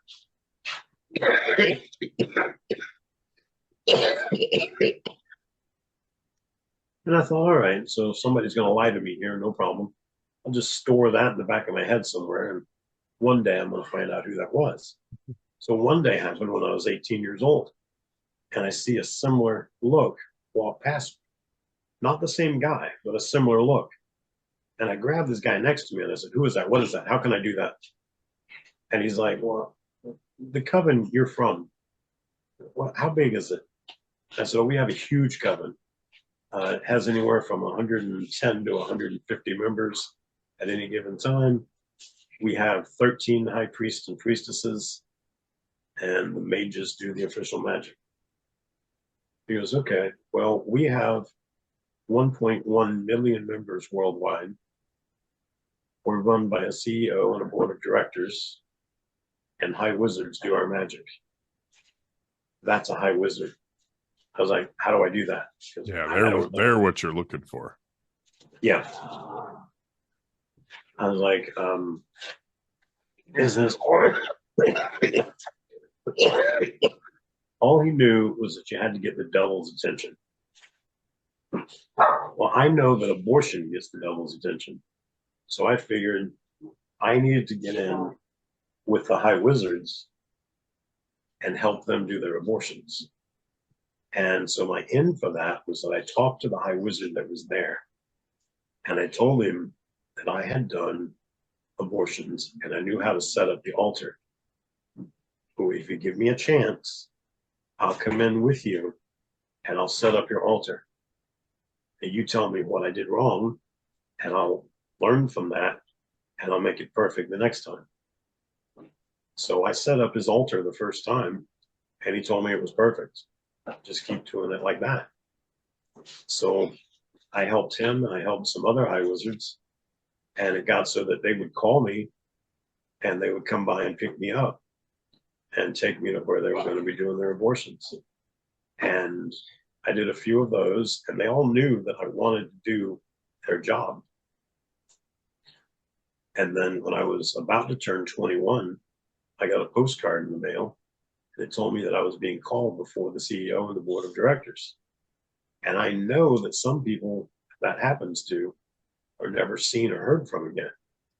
So I lived in Florida at this time. We had a 2-week cooling off period to buy a handgun. So I bought a 6-hour 9mm with about 200 rounds of ammo and a bunch of clips. Got a clip belt, put it on me. And I thought, they might be there to kill me when I go in, but I ain't going out like no sucker. So, it's like, that's awesome. Take me out? You're going to take me out? I'm going to take all you with me. That's awesome. So I showed up. They led me into this room, put me in a plush leather chair. On the far side is a wall with a black curtain covering the wall. They pulled this big cord and the drapes parted, and there were like 9 high wizard costumes on the wall, each with like a different look of a high wizard. And then they had these big 24 by 24 inch glossy photos of face paint and different ways that I could paint my face up. And they told me that I'd been chosen to be the next high wizard.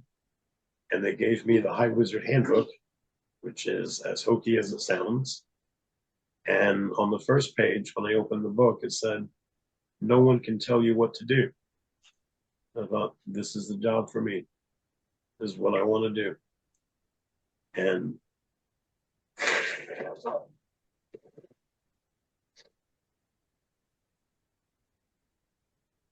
my first job was going to Bohemian Grove, a place that I didn't even know was real, didn't even know it really existed.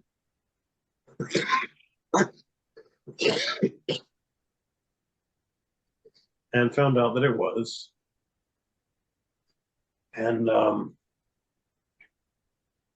there's the cremation of care ceremony. It's kind of like you learn on the job training when you're there.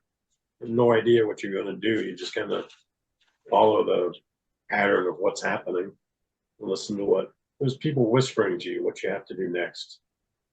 and there's nobody standing really close to you.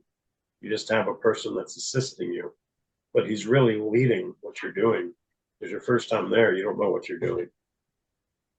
Yeah, and I'd imagine they're not just having practices on all this stuff, like, oh, waste our chance at a ritual or, you know, anything that they want. So there's the Alex Jones video, and I was on a guy's show. His name was Jeff Rentz, and Jeff Rentz said he used to be Alex Jones' partner. And then when Alex Jones went big, he only agreed to do his show if they didn't take Jeff Rentz. So he separated from Jeff. So Jeff now watches everything that Alex Jones does with a critical eye. And he said, if you look at the top secret Bohemian Grove footage, he said, if you look, he says, I've been doing this job for 20 years. And he says, from where he's got the camera, it's not a hidden camera, it's out in the open. He didn't sneak onto Bohemian Grove and infiltrate the Grove. He says, I think he got permission to go there and do it and then act like he was caught. Because their security system isn't done the way that it was when Alex was there. Like, these people are like, who are you? He'd give them his name, and they would say, well, let me go check out who you are and we'll be back. And they leave him alone. And then he would hide again. And that's not how they do security there. yeah, You know, it's heavy security. They take you to a room and they lock you in there. And they have security waiting for you outside the door. And you're there until they check you out. You check out or you don't. And then if you check out, they come back, they apologize to you, and they let you out. And you're allowed to mingle again. And if you don't check out, you get escorted off the property. And he never got escorted off the property. yeah. And then in the end, he's filming and he's saying he's too far away to get the video, but this is what he's seeing. And he's describing a high wizard. I had to look up when his video was shot because I thought, oh my gosh, he might be filming me. But no, he got his video in the early 2000s. And I stopped going to the Grove in 1999. So, Okay. But he's describing a high wizard in his video. So Well, it is the actual Grove though in his video. Yes. Okay. I kind of had the same hunch about it the way you're talking. I thought the same thing, like, yeah, they don't just let anybody here, and you're kind of walking around like you're allowed to be here. Right. Mm-hmm. You know, and he says you can tell from the angle of the camera that the camera is on somebody's shoulder. Like, it's out in the open. Everybody can see that there's a camera there. Yep. Yeah, in the early 2000s, I mean, what was the smallest of cameras then, you know? Yeah. Well, I was a PI in the 90s, and we had chip cameras back then.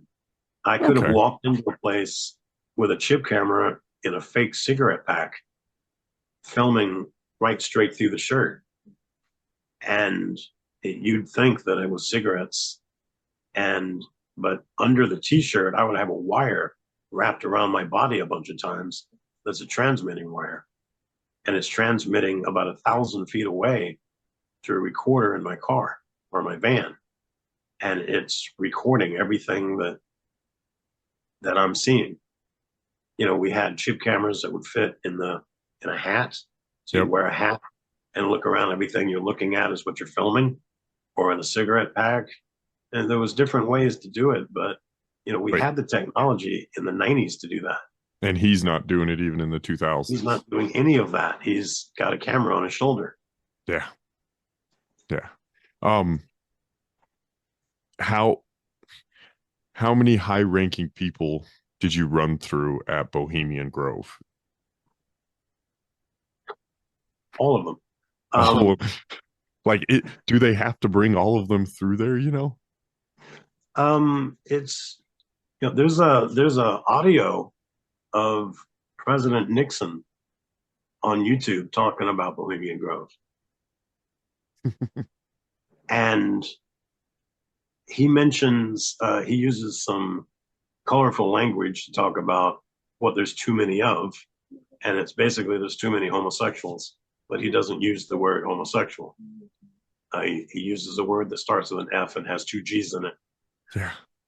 And it's not a nice term, but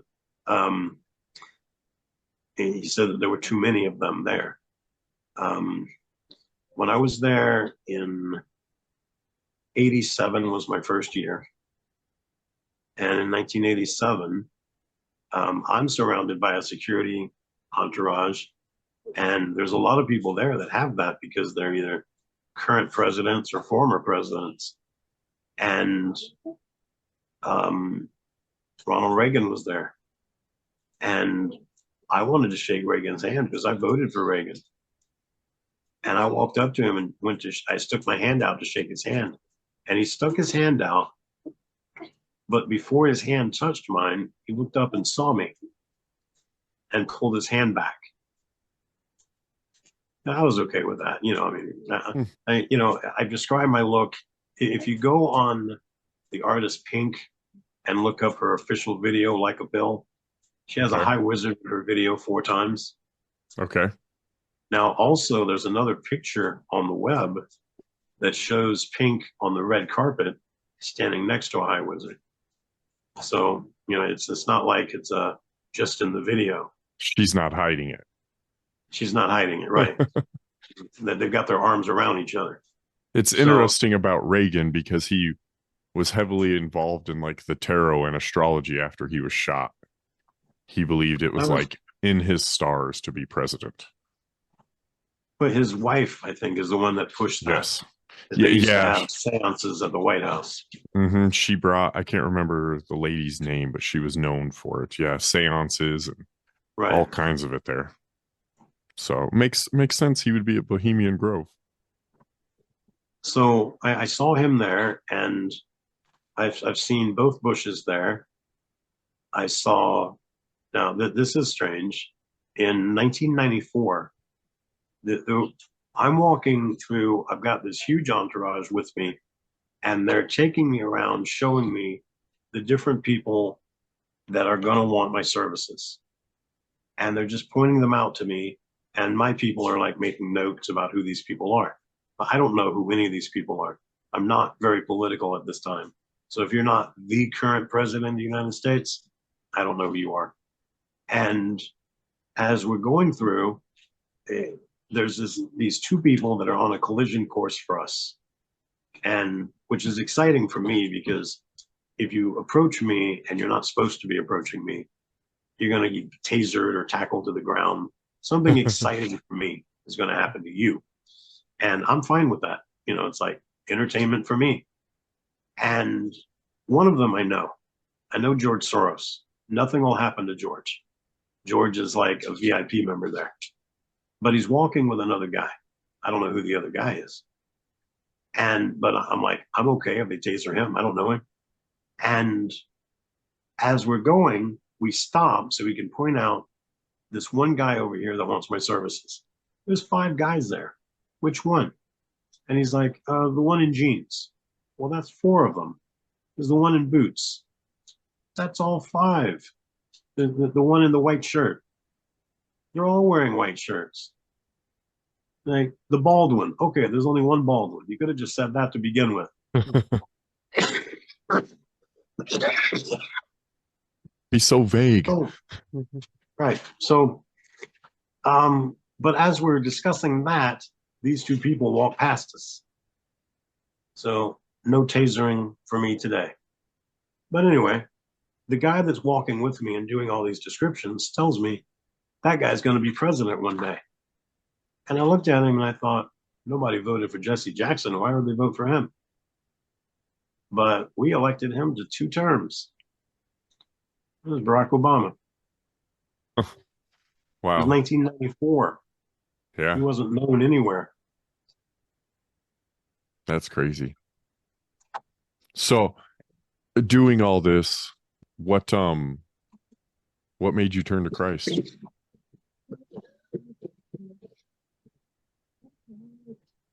at some point, I mean, why leave a high profile life, right. Well, at some point, I have my number one car that I wanted my whole life was a Lamborghini Countach. I thought the Countach embodied everything that a sports car should have and should be. And I thought the Countach beat out every car before it and every car since then. No car has looked as great as the Countach. I can agree on that. Nice wide back end. Looks like every car, even that isn't a Lamborghini, if they made a sports car, it looked like a Countach. Right. And it's got the scissor doors that, like it just looked better than any other car. Even other cars that have those same doors didn't look as the Countach.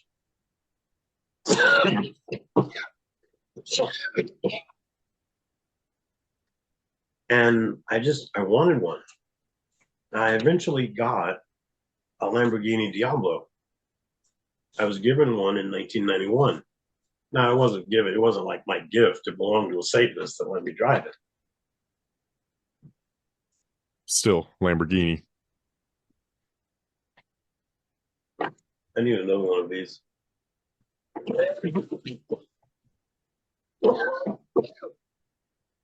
The Diablo is a lot smaller than the Countach.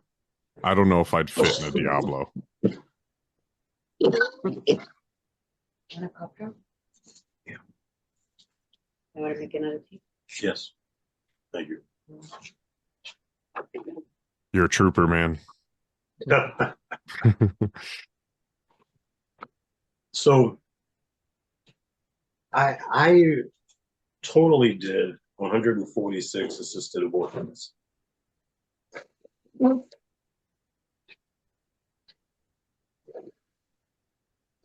Like in the room, hands ritual.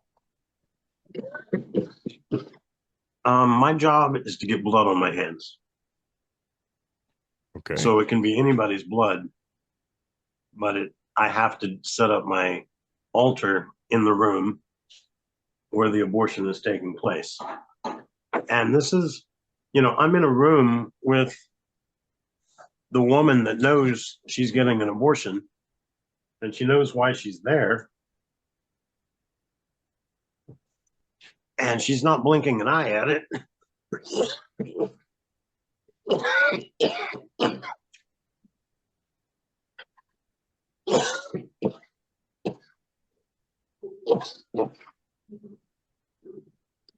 Trying not to die for you. Yes, take your time, please.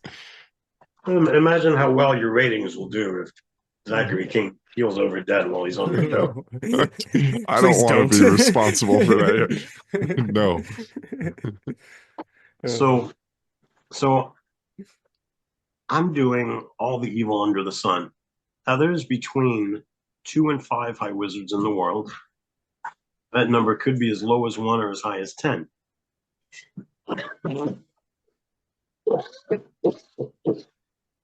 10 would be a scary number for me if it was that high.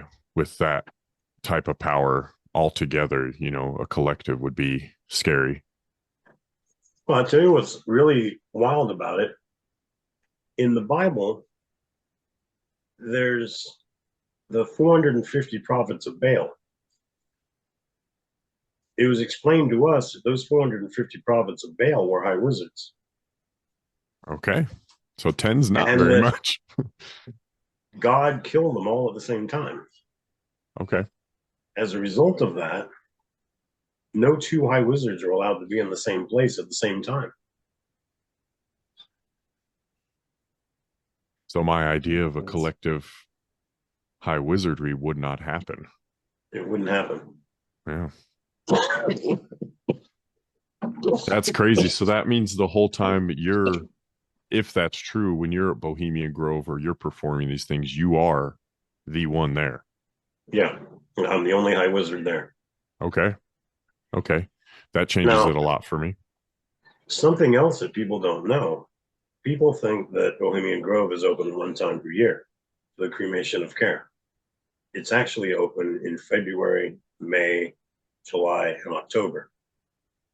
Cremation of care is the only ceremony people know about.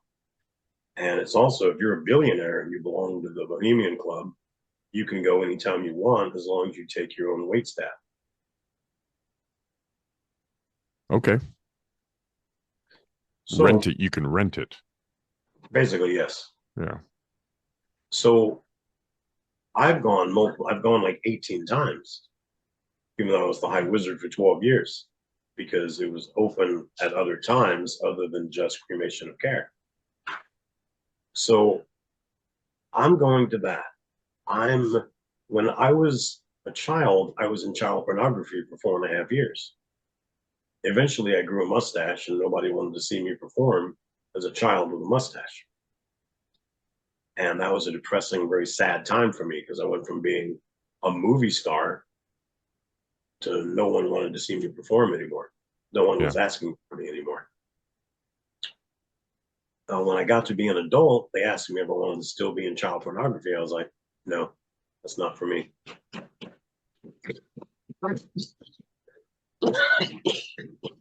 It was okay when I was a child, but not as an adult.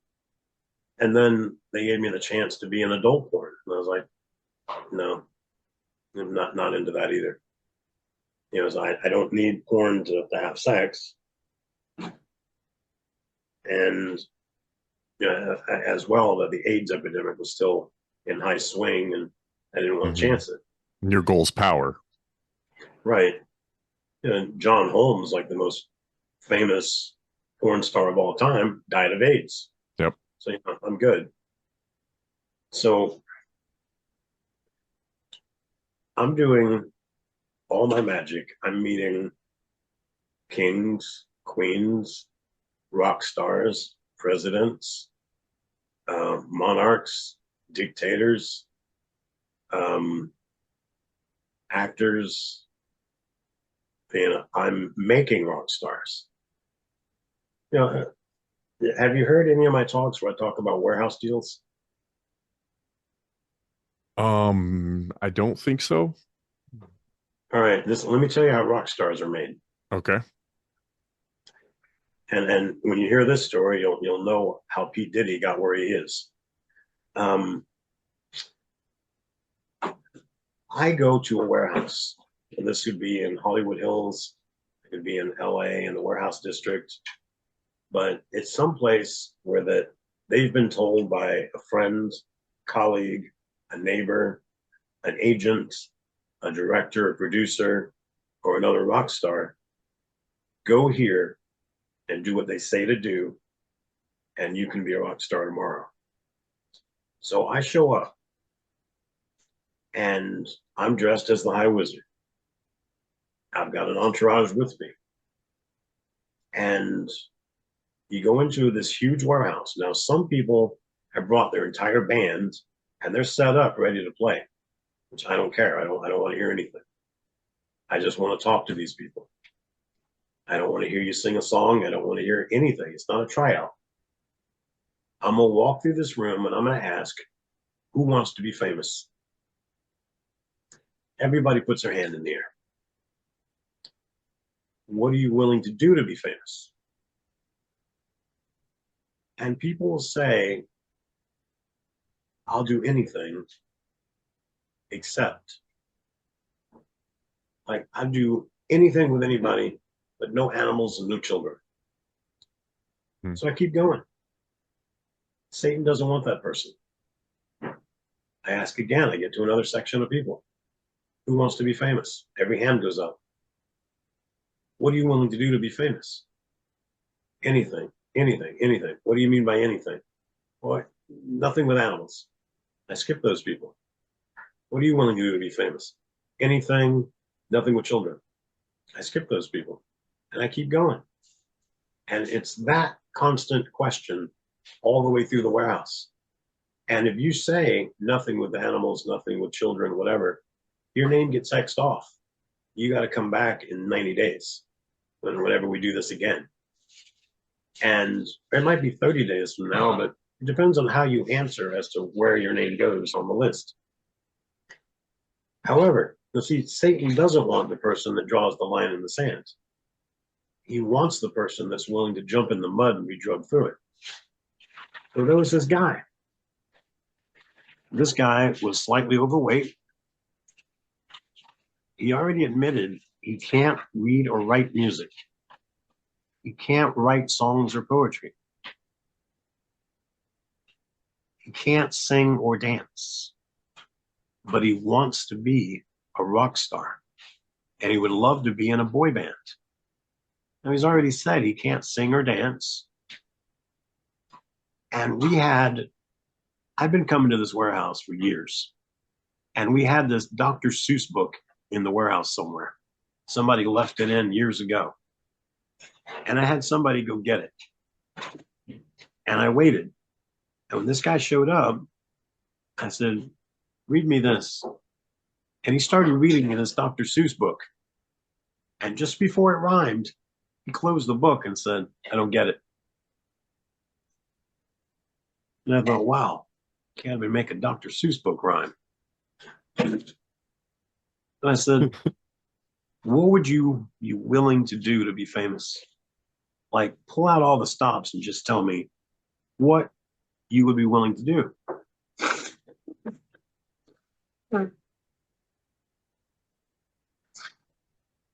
And he tells me, if you put me in a room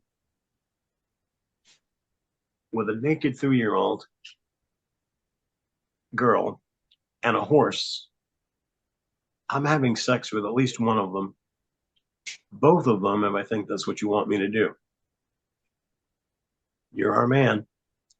So I handed him what's called a tier 2 card. On one side is the New York skyline. On the second side is a phone number.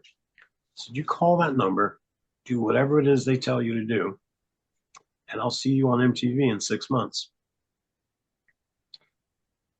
Whatever he did, I saw him on MTV and VH1 within 90 days. And he was singing and dancing with the most popular boy band in the 1990s. Suddenly, he could sing and dance. And he told me he couldn't do either one. And he had rhythm. He was still slightly overweight. But he had moves like Jagger. Yeah. Yeah. He was able to perform. Now, if you're going to be a rock star, now I use the term rock star interchangeably. You could be Garth Brooks. You could be Taylor Swift. You could be Jay-Z. You could be P. Diddy. You could be Pavarotti. Pick any genre of music. To me, if you're famous, you're a rock star. Yep. You have 4 things you can do. They're told there's 2 basic setups. One happens in a warehouse. One happens in a nice hotel. It looks like a nice hotel, but nobody ever stays there. So you go to this hotel, you check in. They tell you, now this is after you've called the number, they call you back and they tell you what you have to do. So you show up, you give them your ID, they make a copy of it and they make you key, and you're sitting in the lobby. Then they call you up and they give you your key to your room and they tell you get your ID when you leave. Thank you. And then you go up to the room, you open the door, you walk in. Right in front of you is a large white diamond-shaped table. It has a list of instructions on it that go from the top of the table to the bottom that tell you what you're going to do. And there's a glass bowl with some white envelopes in it. It lets you know on that note that there's a camera above the door aiming down. You have to open one of the envelopes, read what it says, and hold that up so the camera can see which one you chose. If you choose not to do that one, then you fold that up and put it back in the envelope, and you pull another envelope out of the bowl. and you open that up and you show that one to the camera. And then you decide which one of these two you're going to do. Each one of them has a number or a letter on it, and that number or letter corresponds to a number or letter on the doors in the suite. So you have the choice of one of two things, but there's only 4 options that you could choose from. I'm going to give you the order of which it is, of which of these 4 you would have to do, and I'm going to give it to you in the order that I find, from the least gross to the most gross. Let's do it. This is my order. So you may not find it in the same order, but to me, this is it. And I would have a difficult time doing any of these. Now, whatever you choose to do, if you choose to do none of them, you put both envelopes, enclose them both, put it in your back pocket, and leave the room. Go back downstairs, turn these into the front desk, tell them that you didn't do anything, and they'll give you back your ID. But you're also told at this point, in this note on the table and at the front desk, they'll tell you that you now have to wait 3 years before you reapply. And in 3 years, you can reapply. What happens to people is that in that 3 years, when they're thinking, there's no way I was going to do one of those things, they watch everybody that becomes a rock star in that 3 years. Everybody that's coming out with songs that you know are not as good as yours. With artists that are not as handsome as you are, getting the girls that could have been your girls, making your money, driving your car, living in your mansion, but now it's somebody else doing it. And now they've got 9 hit songs in a row. They've hit double platinum multiple times. They're multimillionaires many times over. They've won 7 Grammys. All these awards could have been given to you, but you didn't do one of these things.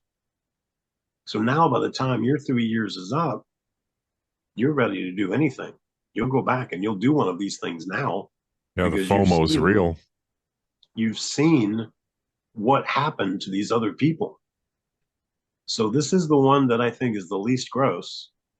Still not saying that it's a great choice.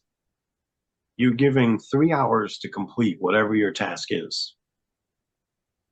You go into a room, and you're told this as well, that everything you do in that room is being filmed and still photographed. So they have proof of everything you did. The first one that I think is the least gross is that you're given a tall cup of vomit to drink. You have to drink the whole cup. Now, I'm pretty certain from taking gross tasting medicine when I was a kid, if you hold your nose and just gulp it down, it goes right down. How to have fun anytime, anywhere. Step 1, go to ChumbaCasino.com. ChumbaCasino.com. Got it. Step 2, collect your welcome bonus. Come to Papa welcome bonus. Step 3, play hundreds of casino-style games for free. That's a lot of games, all for free? Step 4, unleash your excitement. Chumba Casino has been delivering thrills for over a decade. So claim your free welcome bonus now and live the Chumba life. Visit ChumbaCasino.com. No purchase necessary. VGW Group. Void where prohibited by law. 21 plus. Terms and conditions apply. But I'm pretty certain that I would throw it all back up. And you don't have to re-drink it. You don't have to puke it back into the cup and then down it again. It's not like a TV game show. You just got to do it the one time. The humiliation. But I'm pretty certain it's coming back up. You know, I threw up once when I was younger, that the taste of my own vomit made me vomit again. And I'm sure tasting somebody else's vomit, can't be a positive experience. Especially if it's a food you don't like and then vomit on top of it, right? Oh my gosh. Yeah, double whammy. Double whammy. The second one, You're given a large bowl of animal feces and you have to eat it. If I was given those two choices, pretty sure I would drink the vomit. But it goes downhill from here. You're put in a room of dogs and cats and told to have sex with as many of them as you can in 3 hours. I don't know what size either one of these things are, but having sex. What if they with attack cats, you? Right? They're going to attack you too. They might. That's not going to be positive. And the last one is that you're put in a room with kids that are under the age of 12 that have been human trafficked for a while.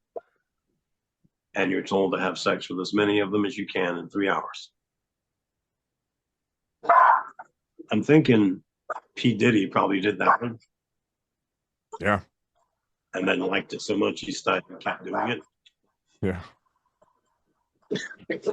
He's got to be like a recruiter now or something. What? I have to give you a minute. Oh, can you give me a minute? Absolutely. Absolutely. We yeah, that's crazy. I don't know. I think that order is pretty correct. What about you, Matt? For sure. All right, so I'm gonna have to cut this short because I've got somebody just showed up. Yeah, no worries.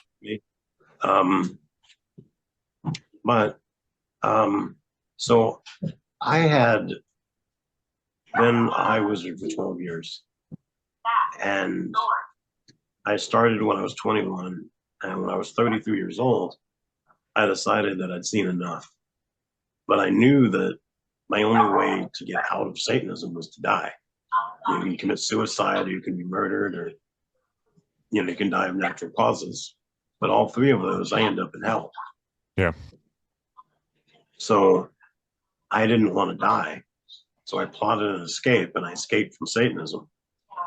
And I got away, and I had tried to get into Canada a few times, and eventually I ended up in Burlington, Vermont.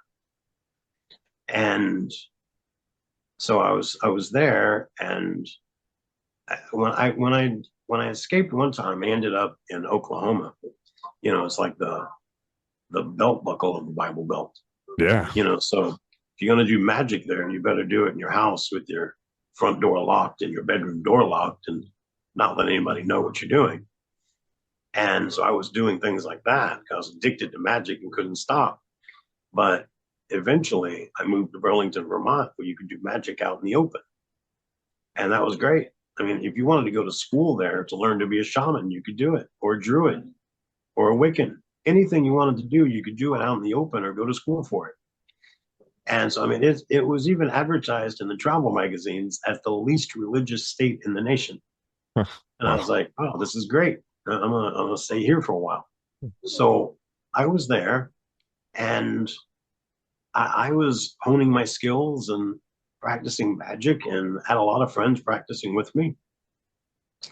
And I eventually got a job I was the GM in a store called Piercing Pagoda.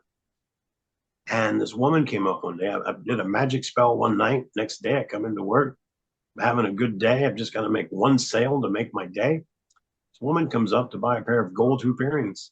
And I present her with this perfect pair, and I'm about to close the deal. And she goes, actually, shopping with my daughter. When I'm done, I'll come back and I'll buy these. I know women speak. I know that when women say this, what they mean is, I'm going to go find it cheaper someplace else. But she had an honest face. And I knew she would come back and she would buy them. And sure enough, 3 hours later, she came back. We did the sale. I closed it. And I'm handing the receipt. And I tell her, if you call this 800 number on this receipt and take a survey, you might win $1,000. And she goes, that's great. I've got something for you too. And I'm thinking, oh my gosh, she's going to pull out a jack chick pamphlet, tell me that I'm sinning, and you drop to my knees and yep. do all this stuff that I can't do because I sold my soul to the devil when I was 13. But instead, she pulls out this cheap gold-colored piece of tin. And then she says the weirdest thing I've ever heard. Now, remember that I partied with rock stars. You give somebody that can write a song or a poem unlimited alcohol and drugs, and they will say some strange stuff. If you doubt that statement, turn on the top 40 radio station in your town and just crank it up and listen to anything they say. I mean, like, when Bawa Taba came out, that was Kid Rock's opening debut song. No one had ever heard of Kid Rock. Suddenly, Bawa Taba comes out, and the lyrics to Bawa Taba were Bawa Taba, da-dang, diggy, diggy, up jumps the boogie. Now, as silly as those lyrics are, that was the #1 song and the #1 video of the year. Oh, yeah. Everybody wanted to see that on MTV or VH1. Everybody called up every radio station, play Bawa Taba, play it as loud as you can. You know, I've got it cranking in my truck or my car. I want the whole neighborhood to know that this is my #1 song. And, you know, that, it was just like, my dad was listening to that going, this is insane. Who would want to hear this song? Who would want to sing along to this? You know, and here's this white boy, skinny white boy, dressed like a pimp, jumping around the stage. And, you know, it's just insane that that's the #1 song of the year. So what this woman said to me when she opened her mouth was weirder than that. She said, the Blessed Mother is calling you into her army. And I thought, Blessed Mother, Isis, Gaia, I don't know who that is. Mary gave birth to Jesus. We don't have any other nicknames for her. We don't have any other titles for her. You know, and what did she do? She gave birth to Jesus. What else did she do? Nothing. We didn't hear about Jesus' first miracle in the Baptist church because Baptists don't drink, and Jesus turned water into wine. So we didn't even know that. I didn't know about that miracle until I became Catholic. And they read about Jesus' first miracle, and I was like, his first miracle? What? What do you mean he turned water into wine? Never heard this in the Baptist church. So and then she says it's very powerful. Well, I know Protestants don't bless anything. So this woman's got to represent some female deity cult. Yeah, I'm not interested in her cult because so many cults are connected. All right, so I got to wrap this up as quick as I can because we've got somebody here that's trying to see me, and we don't know how they even got my house address. Okay. So the Blessed Mother was calling you home, or to her army. She was calling me into her army, and the woman says it's very powerful. And I know Protestants don't bless anything, and I just go to my happy place, like, and I'm thinking, how do they all find me? There has to be like a sign above my head that says "Crazy, come here," and those people can read it. No one else can. Mm-hmm. And as proof, there's somebody at my door right now that's trying to get in here. And so I'm just kind of like thinking about, you know, this was win-win for both of us. I mean, she made my day financially. She's got gold. Why hasn't she walked away yet? And I tune her back in, and she says again, it's very powerful. No. This kicks me in the ego. You're trying to tell me that this blessed miraculous metal is powerful. This can't do anything to me. I was the high wizard. There could be between 2 and 5 of us in the world, but the number could be as low as 1. So that means at any one time, I could have been the only high wizard out of 7 billion people. There's no way that this can do anything to me. There's no power to this. There's no mystique to this. And I stick my hand out because at that time I could feel the stuff and tell you. Step into the world of power, loyalty, and luck. I'm going to make him an offer he can't refuse. With family, cannolis, and spins mean everything. Now, you want to get mixed up in the family business. Introducing The Godfather at ChumbaCasino.com. Test your luck in the shadowy world of The Godfather slot. Someday, I will call upon you to do a service for me. Play The Godfather now at ChumbaCasino.com. Welcome to the family. No purchase necessary. VGW Group. Void where prohibited by law. 21 plus. Terms and conditions apply. This was used in a protection spell. This was used in a death spell. Your friend found this at Goodwill and made up a story about it. Nothing happened with this. Your friend's a liar. So I stuck my hand out because I was going to feel that there was nothing to it, no power, no mystique.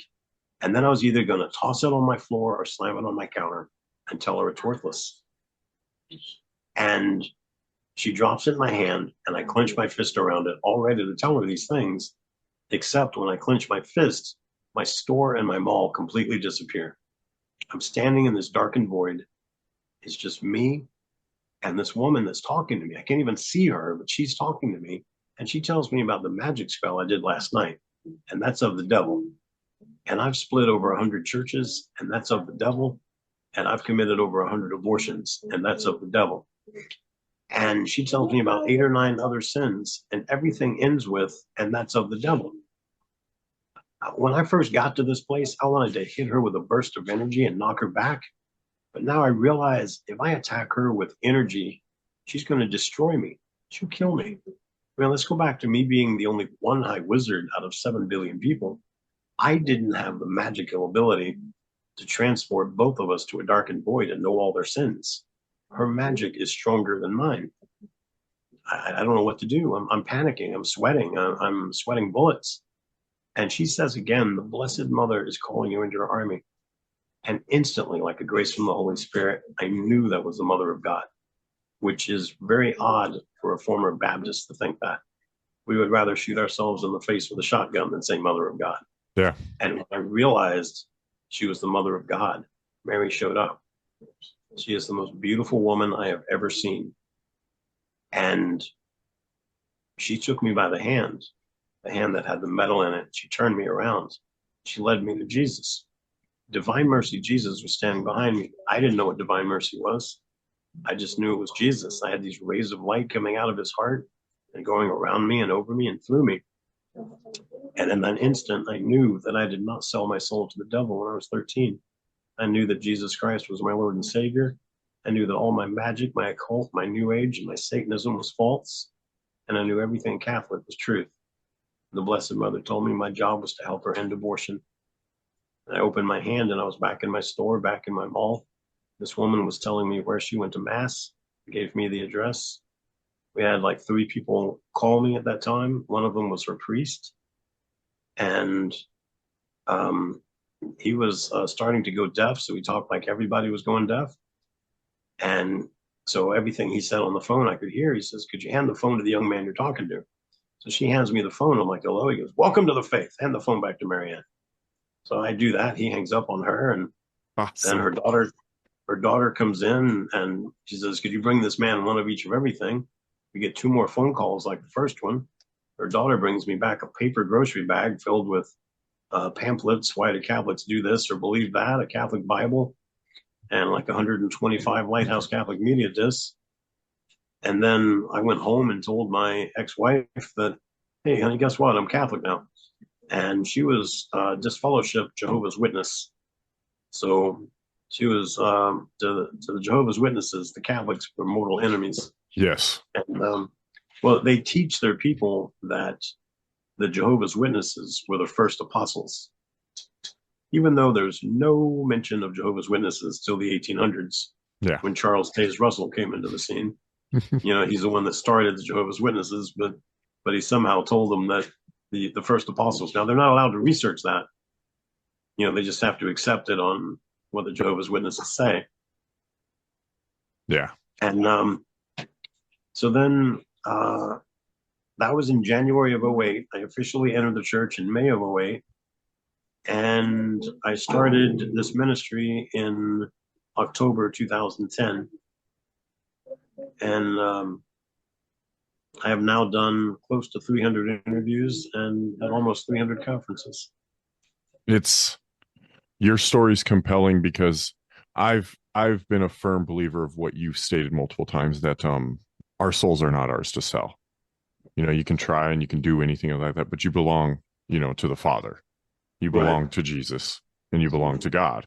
And I think your testimony, you know, is powerful of that. You know, you can do all these things and you're a person, you know, who did that with willingly knowing, nah, man, I don't want any religion in my life. And Jesus still came to you, you know? Right. So I think that's powerful, dude. you're a child of God as long as you've been baptized. Yes. Until you're baptized, you're a child of the devil. Mm-hmm. Absolutely. How long until you got baptized Catholic? How many years were you a member? Or did you do it right away? Now, I was baptized Baptist, and that's a valid baptism. So that was when I was 11 years old. Okay. So never Catholic. Communion, right. Is that what they call it? I'm not Catholic, so I don't know. we receive communion as soon as we're in full union with the church. Perfect. Sweet. So you were protected from the baptism of a Baptist preacher already, is kind of how you see it. Yeah. Okay. That makes sense. Well, I appreciate that, man. I know somebody's at your house right now, so we'll let you get out of here. We'll wrap it up. Amazing testimony. Thank you. Like I said, the word of God needs to be spoken through every aspect and every outlet, and I'm a firm believer in that now, and I think every vessel matters no matter what has happened throughout all of it. It makes their word stronger. You've been there. People are going to believe you more. You believe, I believe Matt more in war stories because he's been to war. It's like I believe church, and the Catholic and your ministry and the things you write on there because you've stared that in the face. And I appreciate you being willing to share that with the world, dude. So my pleasure. Thanks for having me on. Yeah, thank you. And we are the End of Days Best Friends. That's Zachary King. I'm going to share all his ministry stuff. Please, everybody, check it out. You won't be disappointed. Yeah, man. Thank you. Have a good night. Feel better. You too. Thanks. And God bless, man. God bless you. If you don't subscribe, press the pen.